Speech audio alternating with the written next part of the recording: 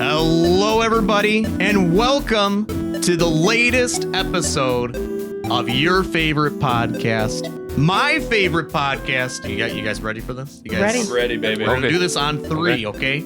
On three. 1, 2, 3. Arcade Parlor! Oh. 21 episodes, guys. 21 episodes. I can't blame our guest, but I have two other people here I can blame. That's not very good. Wow. It's not very good. Welcome in. This is episode 21. We want to thank listeners, those who are joining us live on twitch.tv. Happy to have you here. We also want to thank our listeners who are going to be listening to this on the release. Today's date is May 4th. May the 4th be with you. I could say it is May 5th for maybe some listeners here today. We'll get to that in just a moment here. But the time here in Eastern is 7:13 p.m. It's an evening podcast. We've never done an evening podcast like this before. AP after dark. Feels so special. Exactly. It's nighttime. This is weird. I like this though. I'm The liking date the is vibes. May 4th. Wow. It's May 4th. May 4th. I'm You tried. all my notes are wrong. I have April written in here. I have May written in here. What the heck? I don't know what's going on here. Anyway, this is episode 21. I am joined here by a number of cool people here. Let's go around the room and see who's sitting with us today. And I look at the room right now and I see Ashley, Florida here with us. Ashley, how are you doing on May the 4th? I made the 4th be with you, my friend. Hello. Yes. May the 4th. It's great to see y'all. Happy to be here today. Just want to make sure everybody knows it's a very important day happening next week. A week from tomorrow is the 1-year anniversary of Tears of the Kingdom, the most important game ever made. Oh, And, man. Here we go. What? Yeah. 1 year since Tears of the Kingdom was released, a week from tomorrow. Isn't that absolutely insane? That's wild. I need to What? fire that back up because there's a lot of missions and stuff I have not gone through. I beat the game, Same. had a ton of fun with it. Except I'm Same. not a builder. I don't like building in any games. I'm not a creative person. So I kind of missed the ice and the bomb from the first one, but they streamlined so much other yeah. stuff. There's 90% of the first game is climbing up a mountain, and they got rid of that. And now it's Kind more of. about it's more horizontal movement than vertical, but Yeah. spend so much Yeah. time just climbing up. But yeah, that's crazy. Time is flying. Can I make a confession? 90% of the first one is climbing, and then it starts raining, and you have to stand there just on a cliff waiting for it to stop it for 15 minutes. As you can tell, it's his favorite That was game. my experience with it. I actually have a confession. I've never beat the game. Which one? Tears of the Kingdom. Oh, it's Great so ending. worth it. The final I've final beaten fight. 2 of the temples, but I haven't beat the game yet. Did you beat the Go ahead. water temple boss? No, that's Okay, I next. won't Oh, it's spoil it, great. but he's adorable. I love him. He's one of my favorite people of all time. It's just, he's a menace, and you don't want to defeat him because he's so funny, but you have to. What? Okay. I know Pancho Taco's sitting there because he only played the game for 12 minutes and he was like, boo-hoo, I have to collect things. But for me, I played for 15 hours. Okay. I'll boot. My Switch isn't in here. If my Switch was in here, I'd boot it up and check. okay, I played it for a number of hours. a number. You guys know I'm obsessed. Before the game came out, I kept a countdown. Anyway, long story short, the final fight, I was sitting on my couch that day by myself. It was a Sunday before I streamed on Sundays. I'm playing the game. I get to this weird area. I'm not going to spoil anything. Don't worry. But I was like, I don't feel like I'm supposed to be here. And then I started hearing these chanting, singing voices. And I was just like, oh, I'm at endgame right now. And I had to make a choice because I was playing a lot of it on stream. And I was like, Oh, man. I was like, I got to make a choice. Am I going to do this now or am I going to wait? And I go, well, you only live once, baby. Tomorrow's not promised. So I went, and I will tell you, not only did I cry at the ending, but the final fight, I'm being serious. Poncho's laughing at me. But the final fight, to me, I was like, we didn't even deserve that. It was by far for me, I beat every console Zelda game ever made. It was the best final fight I've ever seen in a Zelda game, probably in any game ever. Better than Ocarina of Time? The stairway, the organ? Yes. That's my favorite ending of all time, but, I loved right, it. it's up there. I really love. I'm splitting hairs. Yeah, it's up there. Oh man, I'm getting huge FOMO now. You gotta go back. I need to play it. Just watch it on YouTube. Same. Wow. I'm gonna do that. I did go back on stream and beat the game, by the way. That I did beat it again on stream just for like the hype and everything. But yeah, it was pretty incredible. Anyway, I'm doing great today and happy to be here. How are things in Florida, Ashley? Great to have you here always. It's 81 degrees today. Nice and hot. Florida's good. I just had my birthday Friday. I just turned 36 years old. Celebrated on stream on Thursday night. Had a lot of adult style shenanigans that I partially remember, and it was a great time. It was a good time. Awesome. Well, it's great to have you here on episode 21. You're one of the OGs. 21 episodes. Can you believe it? Cannot. And I 21 episodes. That is pretty crazy. It's almost 2 years, dude. Almost is. Well, it's great to have you here. Who else we have? We have Pops here. Pops, how's it going, man? I'm loving this evening arcade parlor. The vibes are different. I had the giggles. I had to compose myself because our guest, this is going to be an amazing episode. But I had tears coming out of my eyes. I have the giggles already. And one of my absolute favorite people. He's my morning cup of coffee where I put him on. His vibes are so good, and it's just one of my favorite people on Twitch. And I don't remember how I found him. Just one day I ended up in there and like, okay, I'm not leaving this place. And so I'm excited about tonight. And after this, there's a wrestling pay-per-view I'm going to watch. Today is going to be a good day. But I do want to tell you, I invited the father-in-law over today. Like, hey, we need help pulling some weeds in the front yard. I was out there for about 5 minutes pulling weeds. I'm like, this is hot. This is miserable. I went inside. He was out there for like 6 hours and he pulled every single weed. So like I did no work. Our yard is now weed free. Life is great right now. So I'm feeling good. Oh my God. Best case scenario. He's like, he got addicted to it. He was having too much fun. I'm like, just let him go. So He's just having a great time. Our yard looks great now. And The you're just neighbors inside, were inside playing wrestling games. I playing something. I had to finish the story. Yeah, it's a good day. No. I'm excited. He was looking forward to good like son-in-law bonding time, and you just peace out after 5 minutes. I said, man, I'm getting a little lightheaded. It wasn't true. I was just bored. So I came inside and ate some pizza. And he did the rest of the lawn work. It worked every way. He likes doing this. I don't. So it worked out as a win-win for both of us. The neighbors no longer think you have like the trash one. Yeah, everyone wins. Wow. Pops, great to have you here. Oh my God. This is what, episode like 10 for you or something like that? I don't know. I don't know if you've been here a whole year yet. Dude. The time fly by. I love these. I don't know. I have no idea either. I'm the intern technically. Waffle, like they refuse to offer it full time, but as long as I can be the intern, I'm enjoying the ride.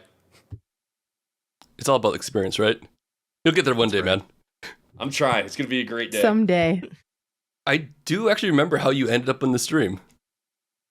Yeah? We met, Cheese Pops and I randomly met in DGR Dave's chat.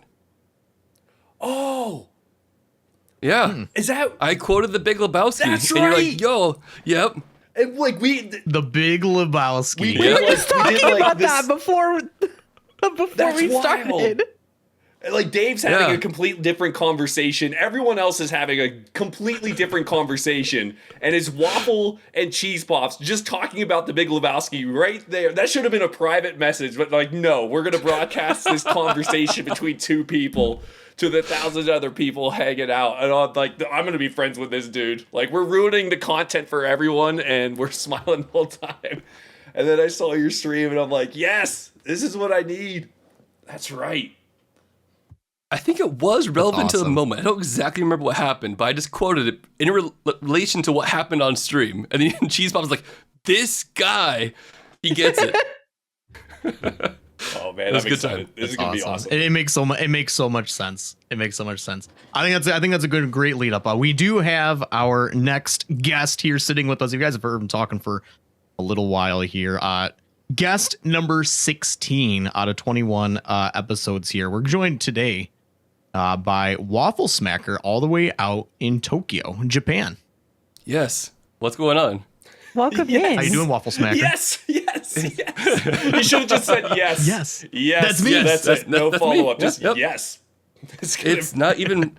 I can't even say May the 4th anymore. It's the 5th here technically, 8:23 in the morning. Well, got- may the 5th be with you, my friend. Thank you. It's what 70 degrees here. Not as quite as warm as in Florida yet, but probably get warmer. But yeah, it's great to have your. It's great to be so, here. so going back to what we said at the beginning, this is like an evening recording we're doing because we've had different time zones before, but nothing that's like I think it's 13-hour difference, right? Yeah. 13-hour difference from at least the eastern coast where I'm at here. So for us it's 7 p.m. For you it's like 8 a.m. or something like 8 that. in the Almost morning. 8:30 now. I feel very special today. I woke up specifically at 6 in the morning. I haven't done this in about a year and a half. Whoa. Just to make sure that I wake up. I went bed early. I haven't done that in a long time too. So thank you. I got good sleep. Woke up, already had 2 cups of coffee. I'm Okay. ready to go. Nice. Now you were telling us before the sun was already up. What time did you say the sun rises? In Japan right now? I finally understand why they call it the land of the rising sun. It rose at 4:44 in the morning. So I already woke up at 6. It's already bright outside. What? I'm used to being. I'm from the Pacific Northwest, right? I'm used to Okay. the sun rising sometimes at 8 in the morning, and I've never, ever since I came here, I've never quite understood why the sun sets so freaking early. It's because all those farmers are obviously hogging the sun at 4:44 in the morning. So I don't get to see it for like 2 hours, 3 hours. Because I wake up at like 8. I wake up at 9. Mm-hmm. That's what, 4.5 hours of sun I just miss every day. Yeah. Yeah. The older I get, the more I need the sun. Like if the sun goes down, I'm in bed within an hour. So like during winter and like it's 6 o'clock and it's dark, I'm like, I have to go to bed. I don't know what else to do. Like I didn't used to be that way. I used to be a night owl, but now like when the sun rises, I try to wake up, and then when it sets, I'm like, it's bedtime. Like it's not something I actively tried to do. It just turns out that way, which is weird. I'm old, man. I'm old. I'm like the complete opposite. I'm usually like, oh crap, the sun's coming out. I should probably go to bed. That's me. That's you I used to be too. like that. It's done. But to be fair, again, 4:44 in the morning, so I don't stay up that late. Right. Oh man. So I'm I have the night owl in my blood too, but that's also because I have 2 kids. They go to bed and it's like, oh nice, the house is nice and quiet. It's me I stay up till time. 2 in the morning. It's like, okay, I got a nice 5-6 hours of quiet house and stuff like that. So it's like, okay, that makes it a little bit easier sometimes. I have to tell you. Go ahead. I was gonna say, like, just on May the 4th, I was thinking about Star Wars. Star Wars was blessed with Me a lot too. of good games. Yeah. Like, for an old Yeah. series, like especially what I don't know when it came out, the 70s. Normally, old movie games or like movie tie-ins are all terrible, but Star Wars surprisingly blessed when it comes to games. Even the Super Nintendo ones, like like not perfect, they have problems, but the graphics are awesome. And like, Oh, yeah. I'm trying to think, like Batman and Star Wars, kind of like there's some misses in there, but for the most part, they have been treated well. Have you ever played any Star Wars games, Waffle? Oh, of course, tons of them. I spent countless hours way back in middle school playing the Clone Wars games with friends. Oh Do yeah. you all ever Like play that on one? GameCube, right? It was Yeah, on yeah, GameCube. yeah. It was Exactly. it was mostly like ship warfare or ground ship warfare, but then they also had that cool arena lightsaber mode too, which was pretty fun. Yeah. Cheese Pops, you ever play this game, man? You look confused. No? I played. Dude. What was the launch title on GameCube? I loved it because it looked so cool. But Rogue Leader. That game was Rogue fun Squadron? too. I think. 2. We got that like for Christmas, and I talked my brothers into saying they wanted a GameCube because it was like a big gift, and we got to pick 2 games that we wanted. And I'm like, oh, we got Rogue Squadron. This is going to be insane. Look at the graphics. It's going to be awesome. He's like, I want NHL Hits. I'm like, don't buy a stupid sports game. We played Hits the entire weekend. Like, it was nonstop. Hits is a great game. And like, I'd play Rogue Squadron for 5 minutes. Like, this looks so pretty. And then I'd blow up because apparently I'm not a good pilot in any way, except in Star Fox. But like, the game was too hard, but it looked amazing. Like, if you pull up Rogue Squadron on the GameCube right now and look up the graphics, it still looks good. Which is nuts for that little box to pull off. Love that game. Not playing it, just looking at it. That was the second Rogue. I think Rogue Squadron initially started on Nintendo 64. I owned that one, and that was a fun game. Rogue Squadron on N64. Great game. They kept the Naboo fighter a secret for I think over a year. It was in the game before the movie was released, and no one knew that if you type in this code, you would get a secret ship. So the game came out a lot. It was one of like the biggest secrets ever. And like, there's no way that's in an old game. And we tried it like, there it is. Whoa. This is like early internet and our heads were exploding. That's so cool. It really, the fact that people could keep a secret for that long. I love Easter eggs and secrets in video games like that. And the fact that they pulled it off, like, kudos to them, because I'd tell everyone right away, look at this sweet ship. Don't tell anyone, but I'll tell you. That's, man, and video game secrets are so cool. They just don't exist anymore. I feel like everything leaks. Yeah. Before it even releases and yeah. stuff. Like I'm even trying to think how wild would it have been? One of the biggest video game surprises I think that took everybody was Metal Gear Solid 2. You had Metal Gear Solid 1 that came out. Everybody loved it. Then the sequel came out. You don't even play a snake. You play a snake for like 20 minutes, and then they're like, hey, you're gonna play as Raiden the rest of this time. And like, nobody knew that was coming. And that was like this huge, like, I don't know what the reaction was. Because I wouldn't have paid attention at that time.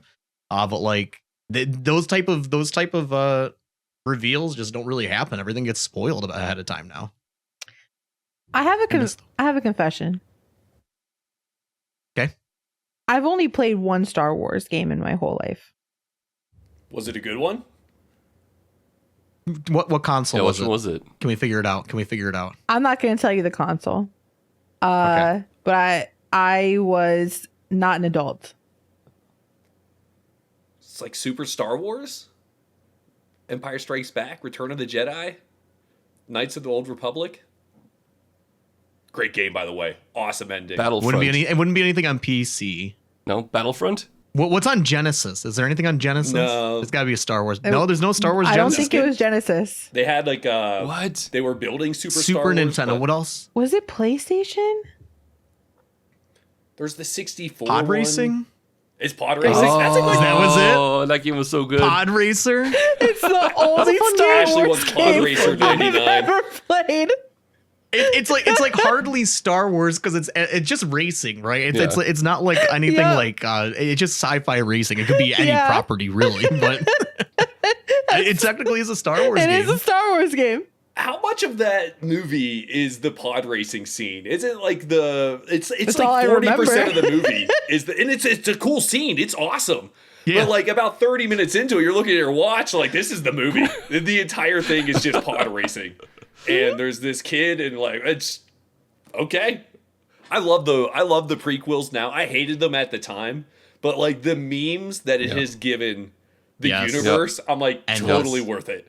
Totally worth it. Endless memes. Oh, so good. And like the romance between Anakin is just so adorable. Oh man, I love it.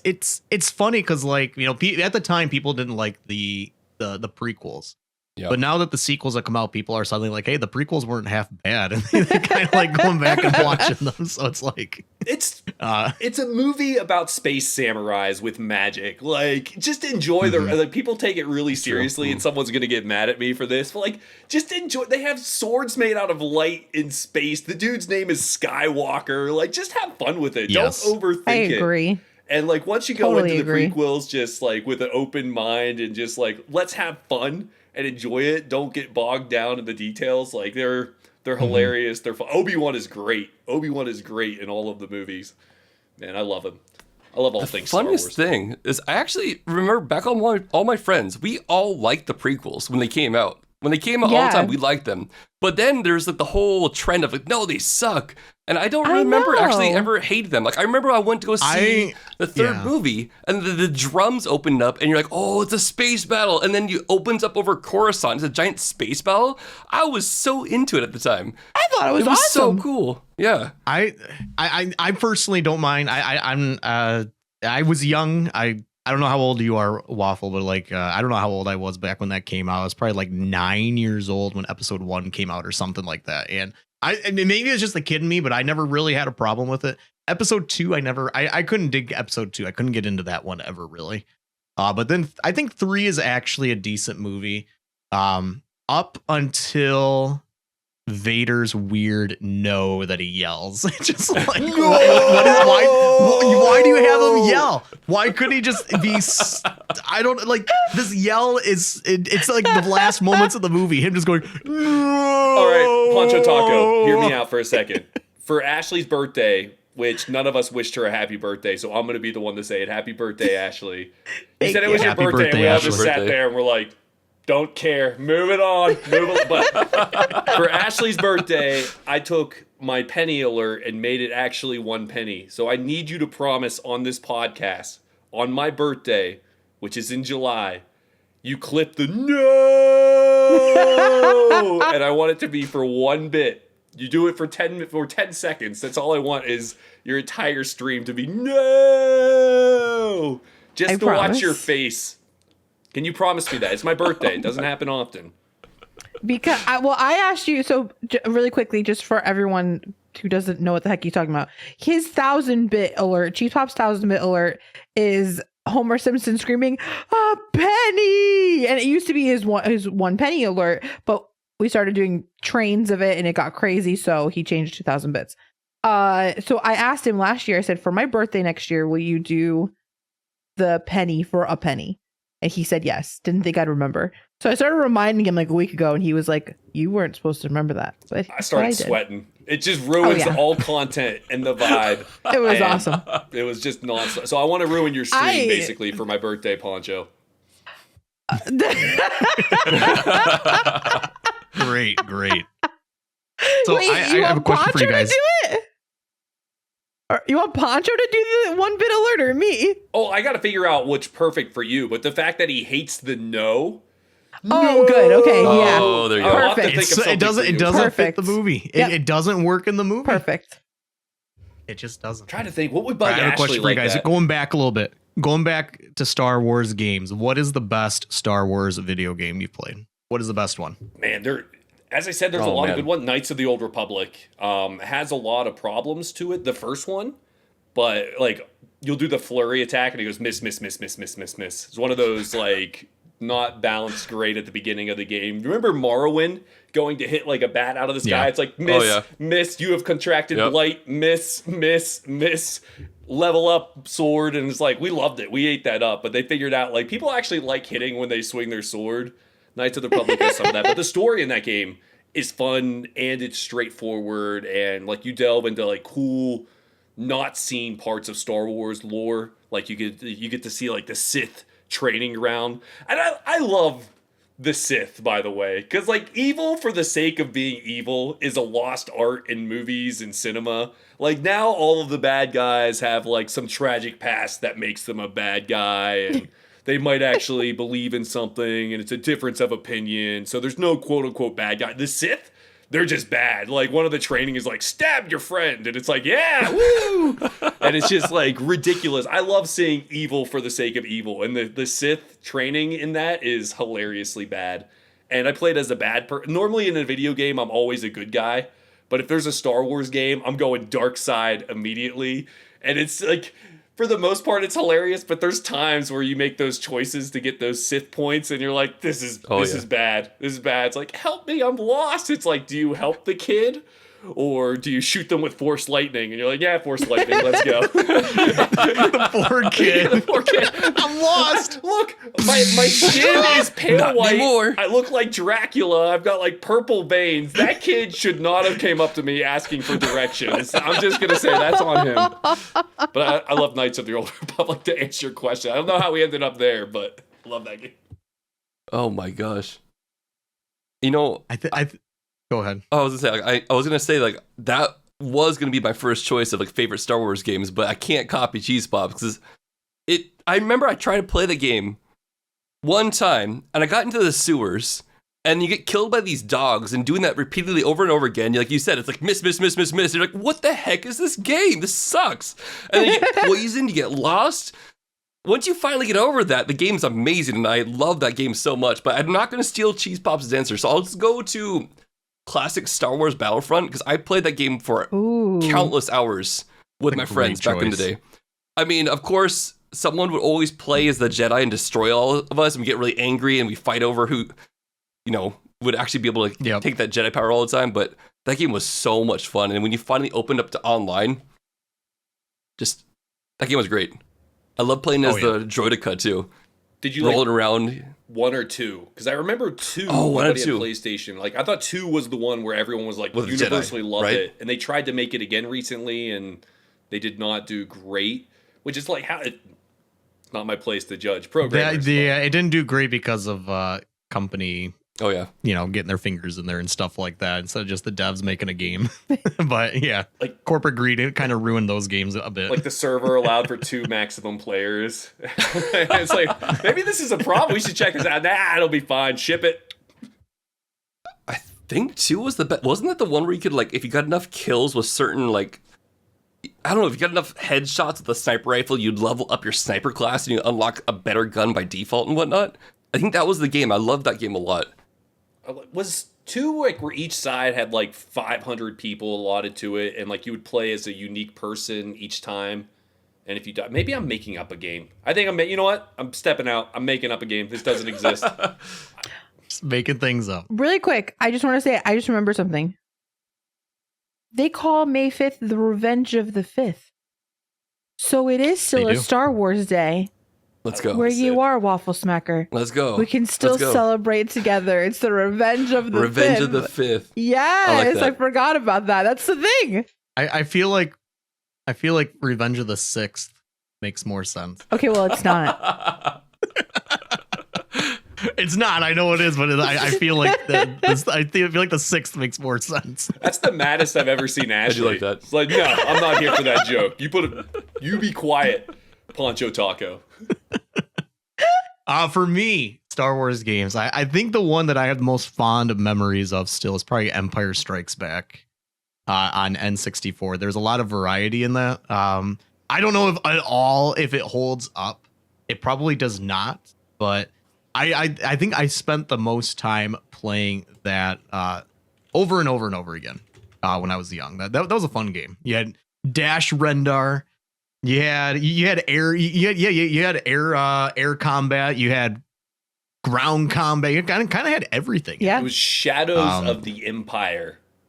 Was the name of the Empire? What did I say? The movie one. Did I say Empire Strikes Back the movie? I was offended. I was mad. I'm like, how do I not know? No. Yeah, no. I'm sorry. I said episode 5. Shadows. Yeah, Shadows of the Empire. That's it. I need to play that. Like that. I heard that's legit an awesome game, and it's just one of those ones that I did not have. Yeah, it was a fun one. It was a fun one, and then I think the original Rogue Squadron, I did play a lot of that. I don't think I really played a lot of Star Wars past N64 though. I'd say not a lot. Knights is still little bits here and there. If you like Star Wars, like you can nerd out to Knights, even like get through the rough patches. I think there's like a weird glitch in 2 where this one boss that you have to go through is just scaled ridiculously difficult, and the wife played through, got there, and is like, I'm not gonna grind to get past it. Like you can look stuff up online. It's like not fun. Sorry. Get through it though, and you'll have a good time. And so I never got past that part in 2. But the first one is a great time, and even they're not perfect games, but the Super Nintendo ones, if you're in a retro mood, they look great, they sound great. There's balancing issues. The bosses take 1 million hits, like it's Dark Souls for some reason. And some of the levels are like you have to climb your way to the top, like this. What is it called? The sand crawler. And if you miss one jump, you're back to the bottom. And you're like, well, that was great. Yep. I am hoping the getting over it phase is done, because I hate that so much. Like, I rarely get mad in video games, but falling a large distance and having to do what I just did over again, I just sit there. I'm like, what am I doing with my life? I don't want this right now. I mean, those are the type of games I would never play in my own time, but I think on stream they make for They're pretty so good funny. content. I laugh so hard. Chatters love nothing more than to write Keck W in people's chats. We all know that like Keck W is the number one thing to ever write in somebody's chat. And they have endless opportunities to send it in a only up type game. I mean, love watching people that's what play. my main that's my main content, right? I'm basically playing a different version of Only Up in the form of Pokemon. So that's all I play. I can see it. That's all I play. Yeah. And I was playing the game of Sisyphus the other day, so sorry, Pops, it's still alive. You gotta play the ball rolling game, man. The game of Sisyphus is also brutal. No? No. Not for me, Clyde. Not for me. I get too nervous. Man, I can't imagine the nerves at the end of a run. I would be... But, like, there's so... I guess that's a question. Like, what kind of nerves are they? Like, are you worried you're going to make a mistake on one of those runs? Or are you just nervous because anything can happen? Like, you could be paralyzed. You could be put to sleep. Like, you have no idea what's going to happen. Like, for me, I don't know anything about the game other than, like, because I was using the Pokemon for the anime and 151 Pokemon. The second it got to 152 Pokemon, I'm like, I'm out. Can't keep up with this. That's too many. 100 just wanted it just, but it overloaded the brain. You're done. You're done. I can name all 151 probably if put to the test, but anything beyond that, I get like I still buy like I'll skip a generation or two and still play Pokemon because it's just fun. Being able to take over and play as any one of the characters in the game is such a cool and clever idea. And man, I loved it. I love Pokemon. And watching those Kaizo runs is so much fun because of like your knowledge and like hearing your process, because you can like slow down and explain the process. There's a lot of interaction with chat, which is amazing. You can ask like people you trust, like, hey, what should I do here? But I love it. I love it. Oh yeah, for sure. Well, I want to talk about WaffleSmacker here in a second, but before I do, I'm your host, Pancho Taco. That's me. This voice has been talking this whole time. If you didn't know, Pancho Taco, or David, you can always call me. Yeah, episode 21. Super excited to have you on here, WaffleSmacker. Excited to talk about and learn about some of where you came from on Twitch, as well as just like, I don't know. I think just I know I have questions about, you've been in Japan for a number of years now, so I'm sure we'll definitely get some good conversation there. But let's go ahead and start talking about you, WaffleSmacker. When did you start, or what made you think that I'm going to start streaming on Twitch? Oh man. Or just online content creation of any form? Like what got you started? I'm always worried that I'll talk way too long because I love talking about this stuff, but I'll try to keep it simple. It's a podcast. Talk away. I also have to say that before I get into all this stuff, I'm really, really impressed with this entire setup you all have. You all are so professional. The setup is amazing. Like, there's so many checks and balances. I feel very welcome here, too. So I just wanted to, again, give props to all of you. You're running this like a really, really well-oiled machine. But... Well, thank you. Thank you, my friend. Of course, it's great to be here. How did I get started with content creation? I think probably similar with everybody. We grew up with gaming. I love gaming a ton. I never thought I would be a content creator or on Twitch or anything like this because I am an introvert.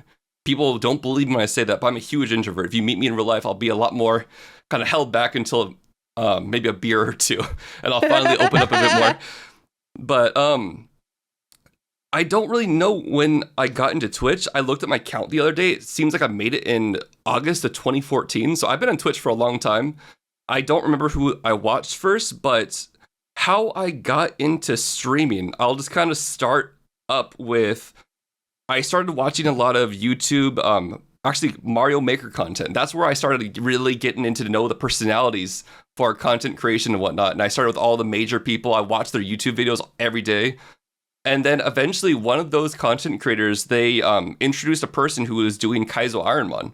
And I think I eventually found my way to that person's channel, and I was on there watching. I was doing a lot of the prediction gambas and whatnot, having a lot of fun with that. And this is probably about 4 years ago, right? I was watching this and was having fun watching Kaizo Ironman. And then the whole pandemic happened, and I thought about streaming, but I'm like, it's not for me. And I just played Minecraft with my friends and stuff and had fun with that instead. But I think what happened recently was there's a bunch of factors at the same time. One factor was I was visiting my host family. So a long time ago, I stayed with a host family in Japan. I stayed at their place for about 4 months, and they continued to have exchange students come over. He was a streamer, and he was a relatively, still a kind of up-and-coming streamer, had about 200 followers at the time. I asked him a bit of questions about it, and he made it seem a lot more approachable than I ever considered actually sitting down and pressing the live button. So that was one factor.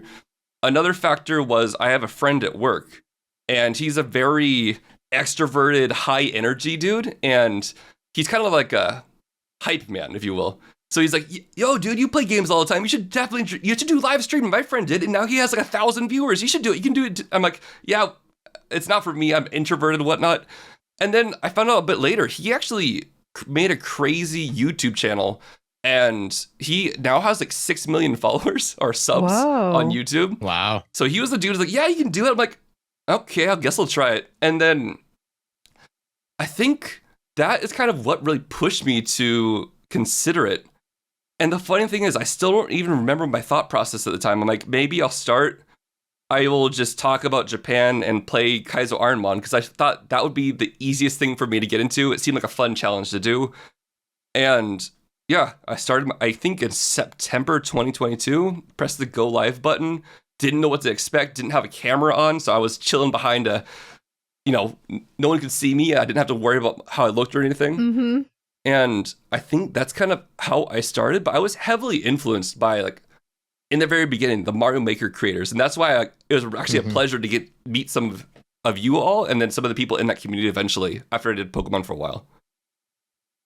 We all started in Maker, all three of us. Well, Pops didn't start in Maker, I'm sorry, but Pops, like, built his channel with Maker. But like, I know, like, and all three of us, we really built up what we are today from Maker. So that makes a lot of sense.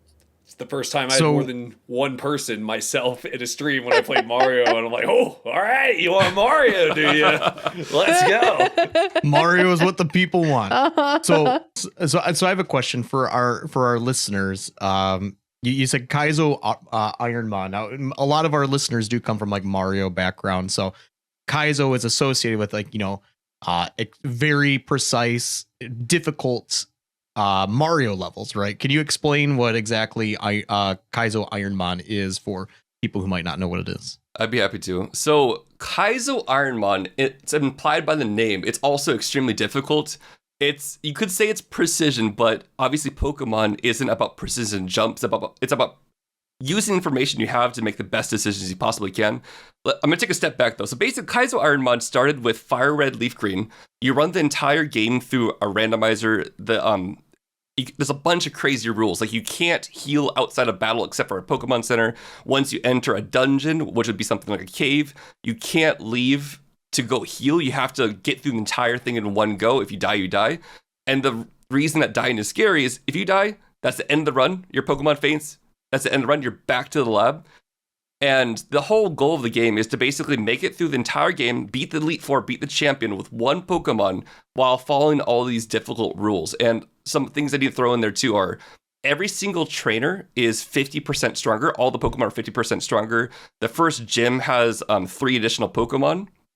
And yeah, it's really difficult. So like abilities, stats, moves, everything's randomized and you never know what's going to happen. So there's a level of skill involved in there, but there's also a lot of RNG that can just randomly ruin your day. Wow. And that's what makes it really fun, because it's basically like you take Pokemon and you mixed it with a roguelike game, but it's also mixed with Dark Souls. It's kind of how I like to think about it. So like how does when you generate like let's call it a seed or whatever, how do you have to like regenerate that each time, or does the game have like a randomized seed generator in it with like whatever's been modified in the ROM and everything? I want to give a huge shout out actually to that entire community that builds up all the amazing tools we have, because we actually, for the most part, we run on basically very standard game, and these things are kind of just applied on top. So they have it now. It's simple. I just press A, B, start, and a new seed is generated.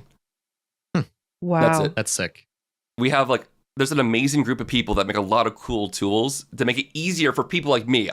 My Pokemon knowledge is mid, not as great as a lot of people, but we have this amazing tracker that shows you a bunch of information. It makes it really, really easy for anyone that wants to try the challenge to get into the game. And how when you say you have to do the whole thing with one Pokemon, is that based off of you can pick one of the 3 starter ones and then that's who you get for the run, or do you how does that work? So when you start the game, one of the first rules is when you choose a Pokemon off of the table. Here, I even have a prop. I have a prop of the room where you choose your Pokemon. But it's you're not allowed to choose the best Pokemon on the table. You have to choose a randomized one. So it's built into the tracker that says, okay, you have to choose right, left, or middle. Right now, I have it as a channel point redeem so people can choose my ball. But it's randomized every time. You don't know what you're going to choose. You're stuck with what you're stuck with. And that's what you have to try to get out of the lab. Your Pokemon's level 5, the rival's level 8. You get out of the lab about 25% of the time. And then once you get out of there, then you can go into the different areas and try to find a different Pokemon. But once you get that Pokemon you think is best and you fight the first trainer, you probably don't want to try to get a different Pokemon after that because you're going to lose a lot of experience points eventually. Okay. Yeah. It's so much fun to watch too. Like it sounds like really intimidating. As a viewer, I have watched like Kaizo Ironmon for years now. Like anything Pokemon is fun for me to watch. I have more fun watching people because my knowledge is zero. EVs and IVs are scary to me. But watching someone go through this that is like knowledgeable like Waffle is. He said he's mid. He's a genius when it comes to Pokemon. He is a genius. Like, this is going to do exactly 15 hit points of damage unless I crit, and then it'll do 23. I'm like, how do you know Oddish's stats?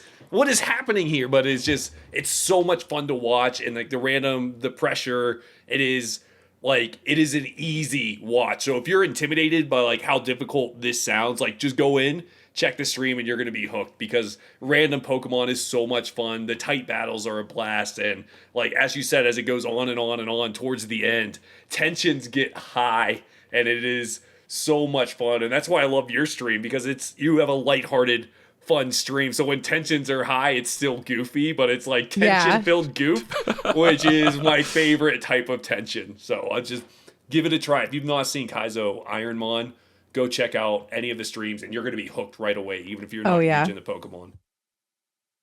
I've been I'm newer to the whole Pokemon Kaizo thing. I think I was even in your stream a couple weeks ago, Waffle, and I was like, I don't understand what I'm watching, but this is kind of cool. And then you told me a couple things and I instantly forgot what half of it was. But like one thing I like though is I'm watching it. I don't quite understand what's going on, but then suddenly everybody in the chat just like starts freaking out like out of nowhere. I'm like, I don't know why everyone's freaking out, but it's incredible. Like everybody's freaking out. You're freaking out. Everything's going wild on the screen. I'm like, what's going on? This is wild. This is so cool. And I don't understand it, but it's so cool to see the hype just of everybody freaking out about something. And it's like, there's a run. This is clearly a run. And then like he said, RNG usually kicks in and then, all right, you got to restart. I love when the situation comes up where there's like 2 wrong answers, 1 semi-right answer, and 1 long shot answer. And there's always people in chat like, go for the long shot. You can freeze them. It's going to work. Every time. 90% of the time, it works all the time. And then there's always that one person like, well, technically, this is not going to work out if he does it. And like, it puts the streamer in such a bad position because like, no matter what you do, you pick the dumb answer. And it's so much fun just watching those questions come up and like, what do I decide? And like, it's chat versus chat. We're yelling at each other. It's like, you should always use this. No, only use this. It's a blast. If you want to see something crazy, go watch someone when they get to the E4. That's when everyone comes out and starts telling you what to do. And oh my gosh, the grief you get sometimes though when you choose what you think is the best answer, and then everyone's like, "You should have done this," right when your HP is going to 0. It hurts. I told you so. I told you. I knew it. I told you.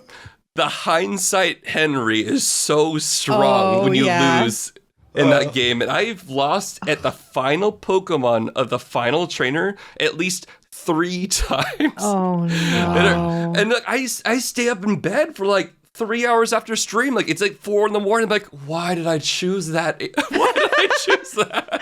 Oh my gosh, it's so stressful when you get to those parts. It's like that was super high stress. I've seen pumping. Yeah, I've seen a run go that far and then fail, and it's just like I can't even imagine like how much you question your choices, but like I mean, how could you really know? So go ahead. Yeah. No, go ahead. I was gonna say the only time that it's actually fun though is when you die to something that's hilarious. And there's the Keck W's. Yeah. There's the Keck W's. Yes. So it's like that's what the viewers love. One of my most favorite moments was I had a Pokemon. I was the final mon. And the one thing you need to also remember is in Pokemon, your rival chooses a Pokemon. It's called an ace. It's the strongest Pokemon it's going to have throughout the entire game, basically. It was a levitating Tauros, which means it can't get hit by ground moves. I think I had a Flygon with Earthquake. So I had a really strong move I could use against it. But ground. Regardless, I hit the Pokemon. It does a little less than half damage. So I'm like, okay, it's kind of strong, but it'll be fine. Then the Tauros uses Belly Drum. For those of you that don't know what Belly Drum does, it knocks down half of your HP, but maxes your attack stat. So now your attacks are doing 4 times as much damage. So the thing is though, with the Ace Pokemon, the rival always has a full restore. So it heals it after that. I hit it again with my attack. I think I might be okay. That thing uses one of the strongest moves that it could have possibly had. It used something called Egg Bomb. Egg Bomb has a good chance of missing, but it does a lot of damage. 4 times the attack power. Not only that, but because the move is a normal type move, it also does 1.5 times more damage. I got one shot and then I died. Oh. and you were set up too. You were set up for winning. Its HP was like this, but that was it hurt painful. So much, but it was so funny and made for such a funny clip. Now in my game, I have a grave for that Pokemon in the Pokemon Tower. What is it about Pokemon that the low percentage jerk thing always happens? Always. No other game is as trolly as Pokemon. You could be playing troll Mario levels and they're more upfront and honest than this move has a 1% chance of doing this, and it's bad if it happens, and it happens all the time if you're playing Pokemon. Like, do they just lie about the percent? You've played enough. Like, is it just a lie? They tell you it's 10%, but in actuality, there is a 70% chance you're missing this attack, even though it's only supposed to be 10. I've actually looked into this a bit just to see if it's actually trolling me. The numbers are what they say they are, but is when you roll a dice, it's never going to work out what you expect in your life. That's actually one thing we've wanted to make is in that tracker, we want to make an extension to see the real accuracy of moves because we all know it's BS. I've tried to look into making it, but it's a bit difficult to do, but yeah, we all want that really bad. It's infuriating. If the move has a 10% chance of missing, it will miss at the most critical time all of the time. And I've never seen a game like that. It's like 10% should be nothing, but every single time. So I want to try Kaizo. I want to get into it. But before, or something I've tried before is the N64 game. What's it called, Ashley? The Pokemon Stadium. Oh, yes. Yeah. I would do Stadium 1 and 2. Yeah. I would do random rental with my one buddy who is like a super Pokemon nerd. And basically you do random 6 Pokemon and try to beat the whole game without dying once. If you die once, you go back to the beginning. I love so that. So fun. I used to do that. I want to do that, but like I just love every single time I don't need this thing to happen, you hit yourself with confusion. First of all, I just need to say that we sound like such nerds. And I love it. And like, if you listened to this conversation, it was your first time and you knew nothing, you'd be like, that's a bunch of nerds right there. And I love it. But I have a question for WaffleSmacker. Was your first stream Kaizo Ironmon? Like, did you test the waters elsewhere? Or were you like Kaizo? Because I know you got partnered really fast, and I want to ask you about that as well. Like in comparison to like I just got partnered and it took me like 3.5 years. But is that how you started, or did you ever test the waters anywhere else? I've been 100% Kaizo for most of my stream. I just started with that because I knew Pokemon. Pokemon's related to, like, I've loved Pokemon my entire life, and it seemed like a fun challenge where even if I made a mistake because I didn't know how something worked, the RNG can also kill me just as easily, so I won't feel as bad. Mm-hmm. And that's kind of how it started. And yeah, I started with Pokemon, and I found out the Ironmon community is very, very awesome. They're really welcoming. Yes. They support each other a ton. And that's basically why I stayed. I mean, I was having a good time. I was building an amazing community, and I was meeting a lot of other people who are also streaming the same game. It was just a fun time, so I never really left. I love that. It's such a perfect game too. It's very similar to Mario, where you can take time and talk with people. It's very chat interactive, and I'll be honest, that's my favorite part of streaming. Anytime I do something like story driven on stream, I get like super anxiety because I'm like I've spent more than 10 seconds looking at the screen, because I usually die within 5 seconds in Mario, and so I could read chat again, and it's back and forth. And like, I want to get into Kaizo Ironmon at one point in time because it is so chat interactive, where you don't have to constantly be looking at the screen. You can go back and forth as much as you want, and I love that. And I think that's like, your stream is amazing with that, because it's just goofy, it's fun, everyone's laughing and having a good time, and it's the perfect game for that. And anytime I do something different, as I said, like I get anxiety because it's not what I want. I want the chat interaction is my favorite part of Twitch streaming. 100%. How long into the journey until you were like, because I know you work full time as well. Yep. How long into the journey did it take you to be like, holy crap, I'm getting close to partner numbers? Like, how long did it take you to get to that space and then to get partnered on Twitch? Oh man. I mean, I think similar to a lot of people, I know people have different ambitions and goals. When I first started, my main goal was just to have, like, I thought if I could get to 15 average viewers and have people just hang out with me while I play this game, that would be amazing. Because I didn't really have much self-confidence in making a stream and being like all these Mario Maker creators I watched back in the day. But yeah, I want to say that I started in September 2022. I did probably about a week of streaming with no cam, and eventually I was talking to another friend. They convinced me to turn on the camera. So I think in October, the beginning of October, I turned on my cam and I was streaming Ironmon still, or towards the end of September. And I got rated 3. I got rated by this amazing person. I'm not actually shut them out. They don't stream anymore. But an amazing person named Shuli Do found my stream, said this guy has a vibe. He came and rated me with his 18 people. And they rated me 3 days in a row. We're going to get this guy affiliate. So that was my first raid ever. I was over the moon. And the support I got from his community was amazing. I still have quite a few people from the original raid still in my community, which is crazy. But I think it kind of took off from there. On the third day, I got rated by another very large Ironmon streamer. And then I got hit the affiliate the next day. That was mind-blowing. But I think it kind of just kept slowly crescendoing up until... when? Around February? I want to say February or March. So it's only like 5 months into streaming. I started getting, average about 60 viewers, 70 viewers. Wow. And I remember, did I get partner on April 19th or April 20th is when I got partnered. And I had a lot of support from the Ironmon community, specifically one streamer who's a really great friend, Stephen Lee. He was really, really helping me with my partner push a ton. So shout out to Stephen Lee. He's like awesome dude. But yeah, it was quite overwhelming how quickly I got there. And I never took it for granted because I knew it's not easy to get there at all. That is, I actually never knew this about you. So from September to April, Yeah. You went from your first stream, no camera, to a partner streamer. Yeah.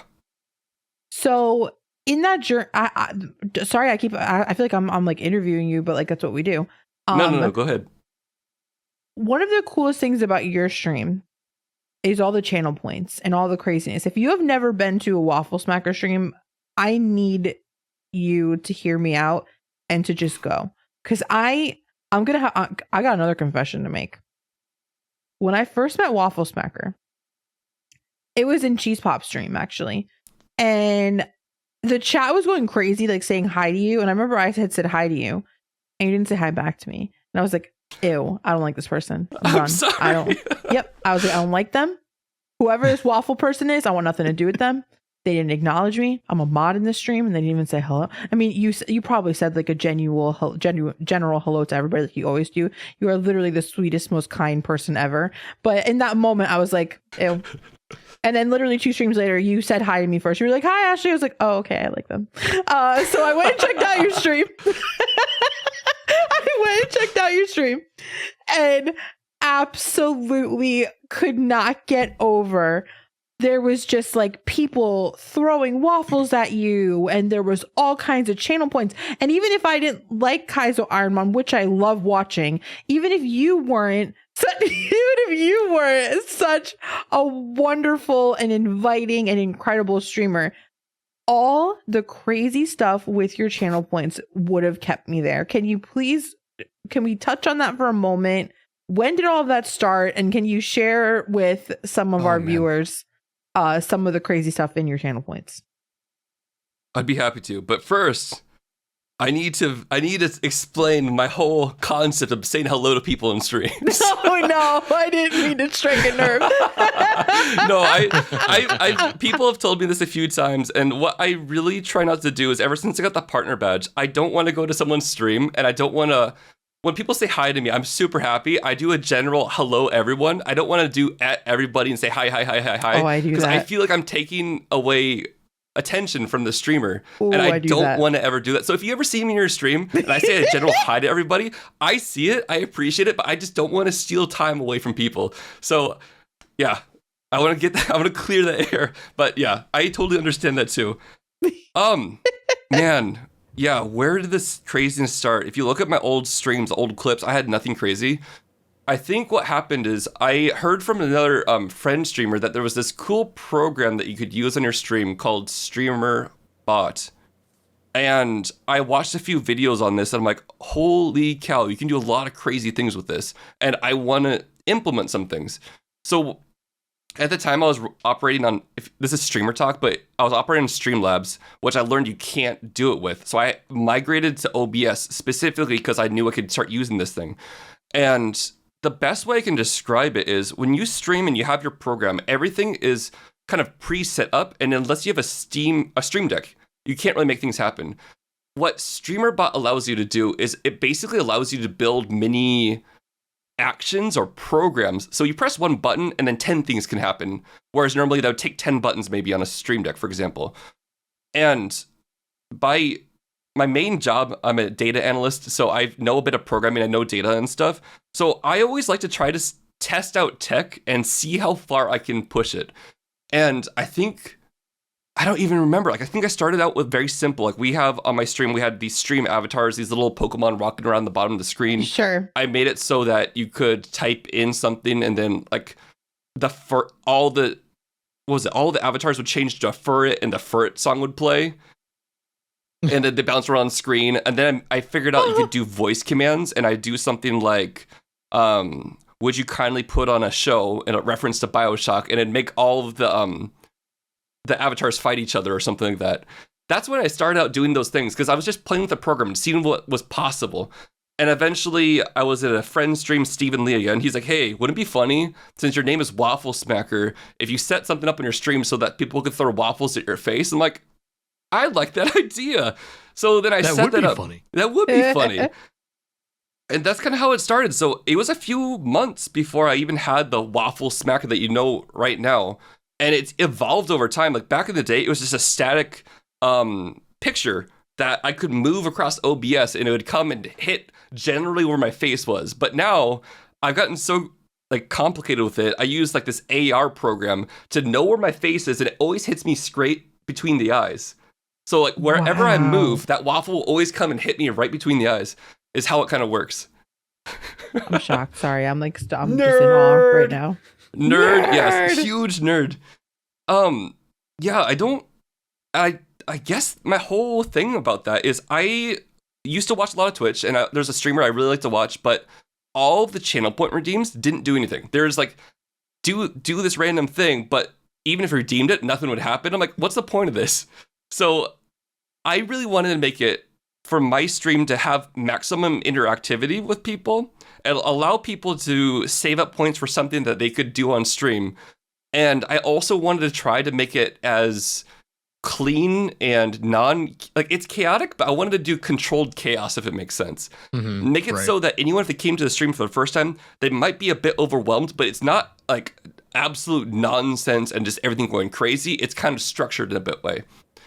And I don't know, it's slowly evolved over the past year and a half, and I don't really remember the entire journey anymore. I just remember that at almost every single weekend I would sit down, I'd have a bunch of ideas I came up with over the week. I'm like, okay, out of these 10 things, how many things can I implement in this short weekend? And let's see if we can get it up and running. So a lot of people always say that my stream's scuffed. That's because I can only do so much bug testing. And with how much I have on stream, I'm surprised it doesn't crash more. Dude, I will say, like, I am outrageously jealous of your channel points and all of the stuff you have going on, because like the line is where, like, there's a line, and if there's too much going on, it ruins the stream, and you are like, you have it perfect where it is exactly, or even if I just wanted to watch Pokemon, all of the stuff, which is very interactive and fun, and I love it. It's my humor, it's goofy, it's exactly what I want, does not take away from the game either. So like the fact that you put the thought into, okay, interaction, fun, but also it's not, because you've been in streams where the channel points, they take over everything. And like, I can't hear the streamer anymore. I can't see the game. It's all, and like, so basically I have no channel points that do anything. I get yelled at all the time. And I'm like, all right, I have to give this a few months, and then I'm just gonna steal everything WaffleSmacker does. So in like a few weeks, you're gonna see me getting hit in the face with cheese, and I'll be like, yeah, it's my idea. Let's do it. But like, dude, you like your stream. I've talked to a lot of people about this. You walk that line perfectly of fun, interactivity without being annoying, which is so hard to do. Anytime I think I have a good idea and I watch it back, I'm like, that's just annoying. That's taken away from the stream. And so now I have nothing, and like you have it perfectly set up, and I am immensely jealous, and I will steal it, just telling you right now. Please steal it, yeah. I appreciate that. Like, I've behind the scenes, or even from some streams, like you would realize, okay, stuff is going way too crazy. I need to limit things. And you sit there for hours after stream, you try to like adjust everything and figure it out. And then someone will also next stream will find another bug they can abuse. So it's been a lot of whack-a-mole, but I think we finally have gotten it to a good space now. But yeah, feel free. If that's one thing I'm always open to, is like, if anyone wants to take inspiration from my stream, go ahead. Because what I'm trying to do is I'm trying to keep on running full speed ahead, so that even if people do take inspiration from my stream and implement it, I'm still already working on the next thing. So it's not going to be inspiration. I'm just going to steal it. It's going to be the exact, like, it's just going to be a waffle right to the face. I'm like, oh, you smacked me with a waffle. I'm going to say exactly what you say too. Your stream's too good. I'm jealous. I'm not a hard worker either. So it's not inspiration. I'm just going to steal it. By the way, where did WaffleSmacker come from? Oh man. I got know. If you ask that question on my stream, I'll show you a fake lore video I made, because I asked this so many times. I actually paid a voice actor to also voice over this story, but the only reason I made that fake story is because it's, at the end of the day, it's not very exciting of a story. It's something like, it was Halo 3 release day, or is it Halo 2? One of those games is one, and I wanted to play online. I lost my previous gamer tag, which was Penguin Monkey, and I couldn't use that anymore. I was really upset. I loved Penguin Monkey, and I lost that. So I'm like, shoot, I have to make a new name. So you're sitting there, and I think that's the randomize button. So I was just pressing it, talking to my friend on voice chat. I'm like, I don't know. It was like I don't know. It's just random names came up. I didn't like anything. And Waffle, like it was something like just waffle something, and it wasn't very funny. But I'm like, I like waffles. It's unique, and I always try to go for like two capital words put together and making some random combination. So then I think once it came up, it was like waffle something. I didn't like the later half. I'm like, what about WaffleSmacker? And basically, I just tried to make a gamer tag as quickly as possible that was unique, and I created it way back during Halo 3 or 2, during Xbox days. I never thought this would actually, I never thought this would stick, all the way how many years later, and now be my handle I go by on Twitch and YouTube. But it's a boring story, but that's how it started originally. Love it. I could have been Penguin Monkey, but here we are. I was Hot Panda Milk in Halo. That was me. That was you? That was me. Dude. Yeah. Don't repeat the language. I remember you.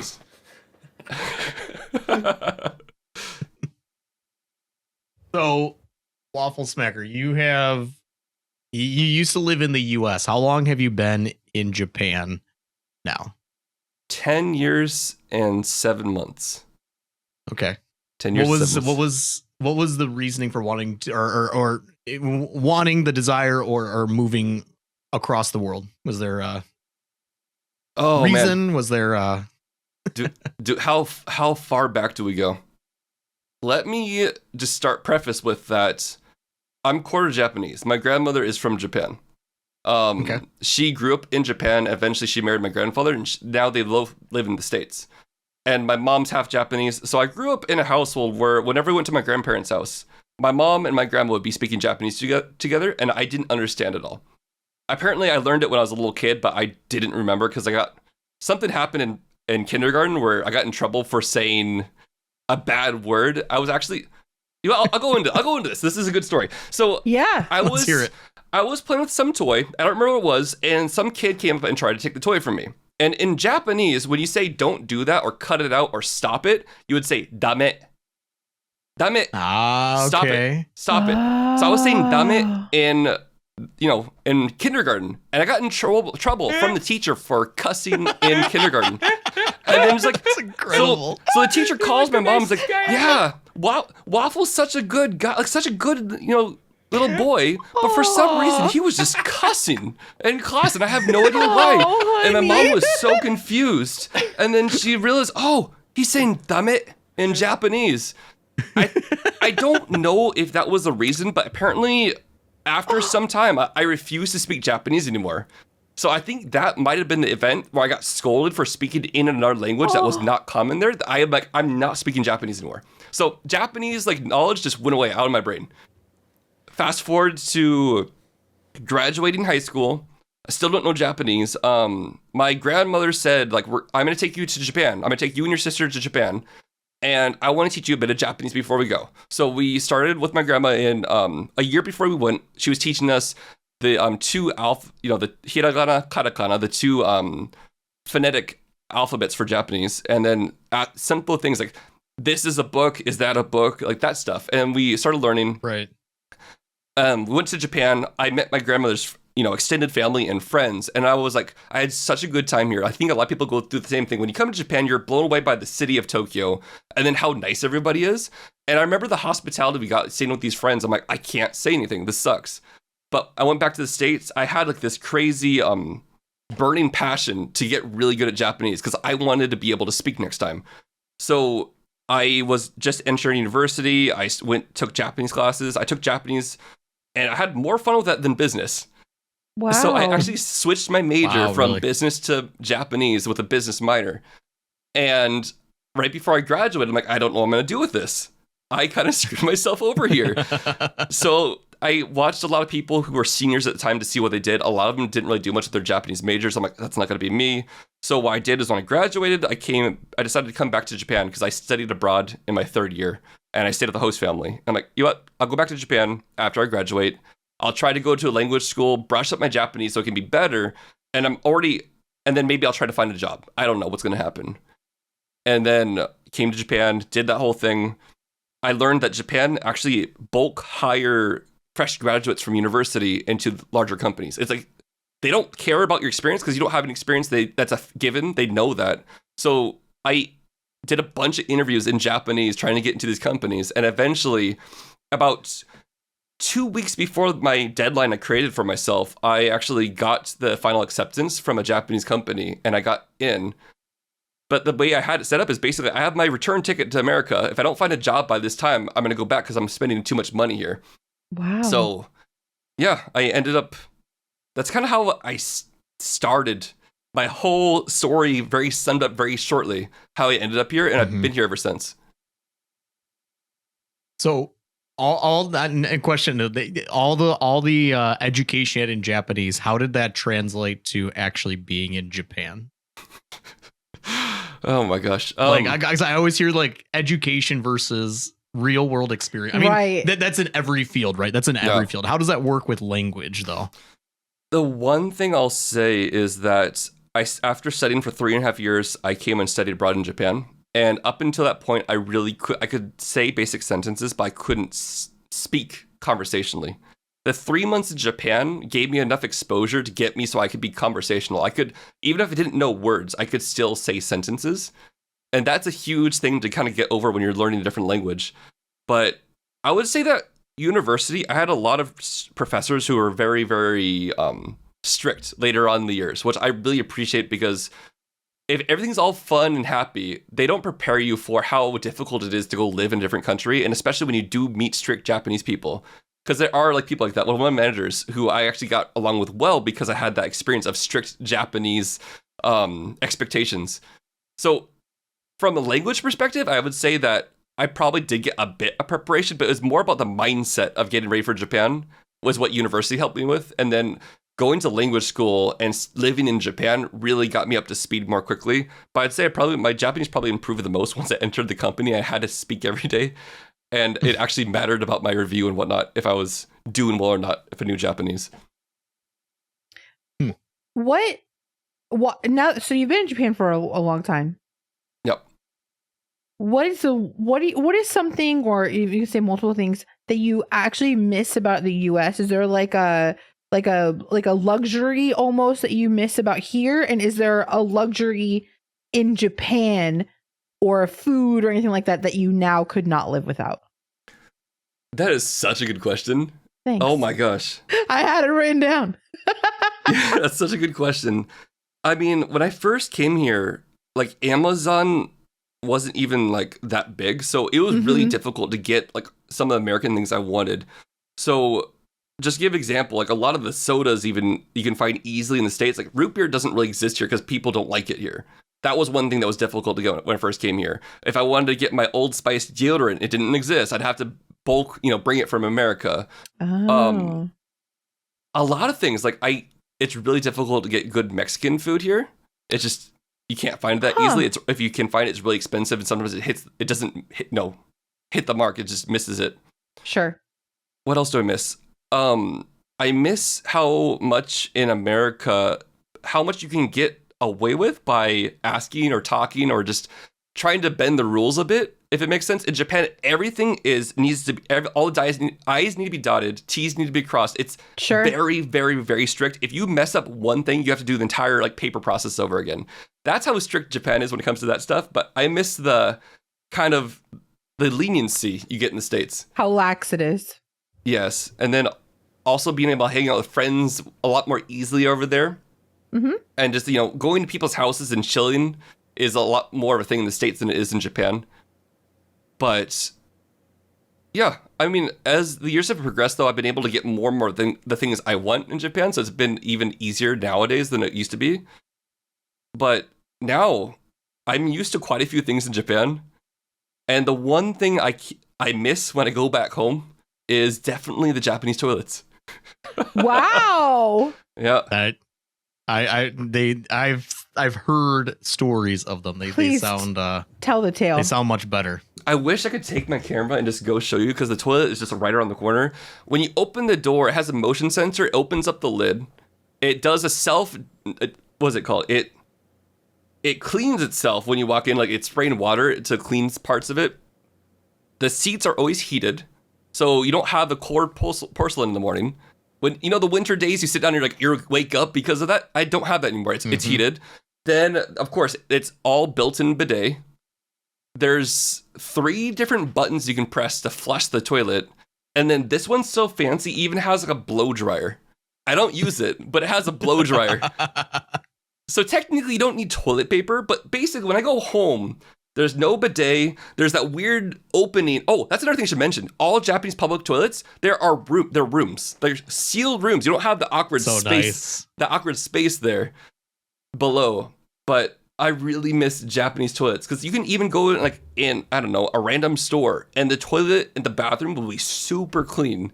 Wow. So, you don't understand until you come to Japan and you try it. And I know every once in a while people talk about bidets, and the people who talk about bidets are way too happy that it's like they're in a cult.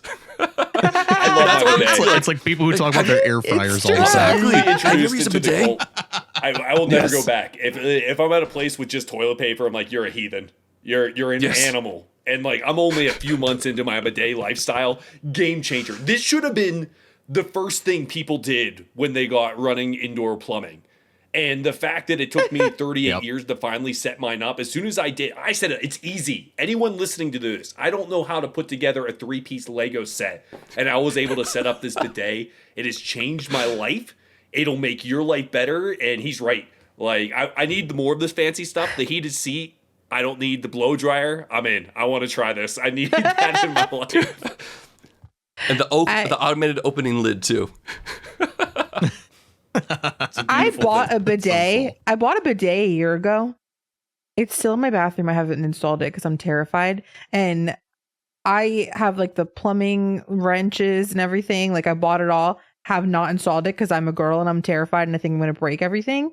But because Pop said that he could do it, I now believe in myself. So you can do it. By next episode, I will have a bidet and I will be in the club.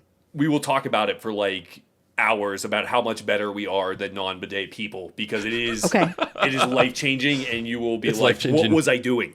What was I doing without this? I agree 100%. It's worse than an air fryer. It's worse because it's just like, how did we live without this? And I will never, like, we have 2 bathrooms in our house. One doesn't have it. I don't even go in that bathroom anymore. I look down on that bathroom. Like, what are you even trying to pull here? Don't even look at me, toilet. Don't even look at me. We're done. You know, I got lucky though. I got introduced very young because my grandmother, obviously Japanese, she brought one back from Japan. I had it custom set up in her bathroom when I was like 8. So I had been introduced a long time ago, so I didn't have the hell hesitation. But Pops is right. Like, you sit there later, like, what was I doing with this paper? I don't. Why was paper the barbaric. answer? It's barbaric. It is. It's ridiculous. And the fact that every other country has this, but in America are like, nah, give me that book. We're going to solve this problem the old-fashioned way. It's ridiculous. Once you go, it's like, this is my favorite video game podcast of all time. 30 minutes of toilet talk featuring WaffleSmacker. I'm done. I have a question for you, Waffle. Have you, I don't know if you've been here, have you heard of the restaurant Kagaya in Tokyo? The restaurant? I haven't, no. Oh, okay. I'm just wondering because I just learned of it recently. It's like a one-off place where it's like this insane show the entire time where the guy has like puppets. What? And he is he does really strange things and gets people like really riled up. And it's like this. I just recently learned about this. Actually, listening to another podcast like a week ago. I was like, I'm going to write this down. See if he's ever heard of Kagaya. Oh, I don't know if it's still in existence or anything, but like this guy dresses like a frog and he runs around and he does frog things. I don't know. And people love it. You could take Waffle Wife. There you go. Probably should. Have a date night. I need to look where this is. I've never heard of it before. What? You know what? I didn't realize I've always wanted puppets with my dinner, and I didn't know this until you said it out loud. That would be just have the Muppets serving you. That'd be incredible. That would be fantastic. Who needs good conversation and good food when you have Kermit the Frog? I love this. I'm not even joking. It sounds like I'm being sarcastic. I am not. I'm going to be disappointed anytime I eat dinner without a puppet near me now. You're going to have to send me the spelling so I can look it up. I think I found it. What the heck? He's dressed up as a frog? Oh my gosh. It sounds wild. And I mean, the headline I happen to look at, like the website, they say it's the weirdest restaurant experience in Tokyo or whatever. And I mean, I know And then that brings me to, I mean, the next question I was going to ask. I mean, I know compared to like the States and stuff, you go to Japan and Tokyo and things like it's there's a lot of things that you're not going to probably see in the States or anything. Yeah. Like when you go to Tokyo, like what was like the biggest, like, I don't know if culture shock is the right word, but like, it's like, oh, wow, this is just stuff you can get here. You can just buy this, whatever. They have these stores. They have, I mean, we've seen them in movies, like the little like hotels that are like little pods almost or something that. Like those exist and stuff. Like, what was like the biggest thing you got there and you're just like, wow, this is insane? I mean, okay, I need to start off with the fact that up until my life before I came to Japan and came to Tokyo, I'd only been to Canada and the States. I have never been to a non-English speaking country. Mm-hmm. So even just arriving the first time, I think one of the first reactions I had was everything was just so clean and shiny. Because now living here, I understand why it's all clean, but basically everything's really clean and everything seems chaotic. Like, I think this might be where I get inspiration for my stream. Everything seems chaotic because there's so many people in Tokyo, but it all operates super smoothly and everything's clean. Mm-hmm. And is my biggest like thing I take away from when I first came here. But I don't know, if you ever go into one of the largest train stations in here, there's just hordes of people going every single which direction, and you have no idea where to go. You can even get like a bit of shock and like don't know what to do and just kind of get paralyzed because it'll be like hundreds of people just passing by you, all seeming knowing where to go, and you're just, I don't know, it's absolutely chaotic and crazy sometimes. But at the end of the day, everyone's super, super nice and they're kind, and it's a very unique place that until you come here and experience it, it's hard to describe. And then like you put on the fact that Tokyo is a huge metropolis. Like wherever you go, there's tons of people. Mm-hmm. There's tons of tall buildings everywhere. And there's like, I learned this more about recently, but basically there's no zoning laws in Japan really. There are zoning laws, but like you can have a shop next to a house, next to like a big building. It really depends on the areas, but that's why in some places in Tokyo, you'll see a bunch of houses and then a bunch of bars and everything's all put together. So one thing you realize really quickly is everything's super walkable. And you can go from a major hub to major hub. You can just walk to them. You don't even need to ride the trains. And you can always find really cool random places like the dude dressed up as a frog at that bar. You can probably find places like that a lot.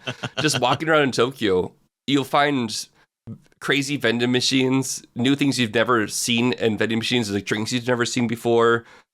I remember when I first came here too, like they had like a vending machine that would make you soup.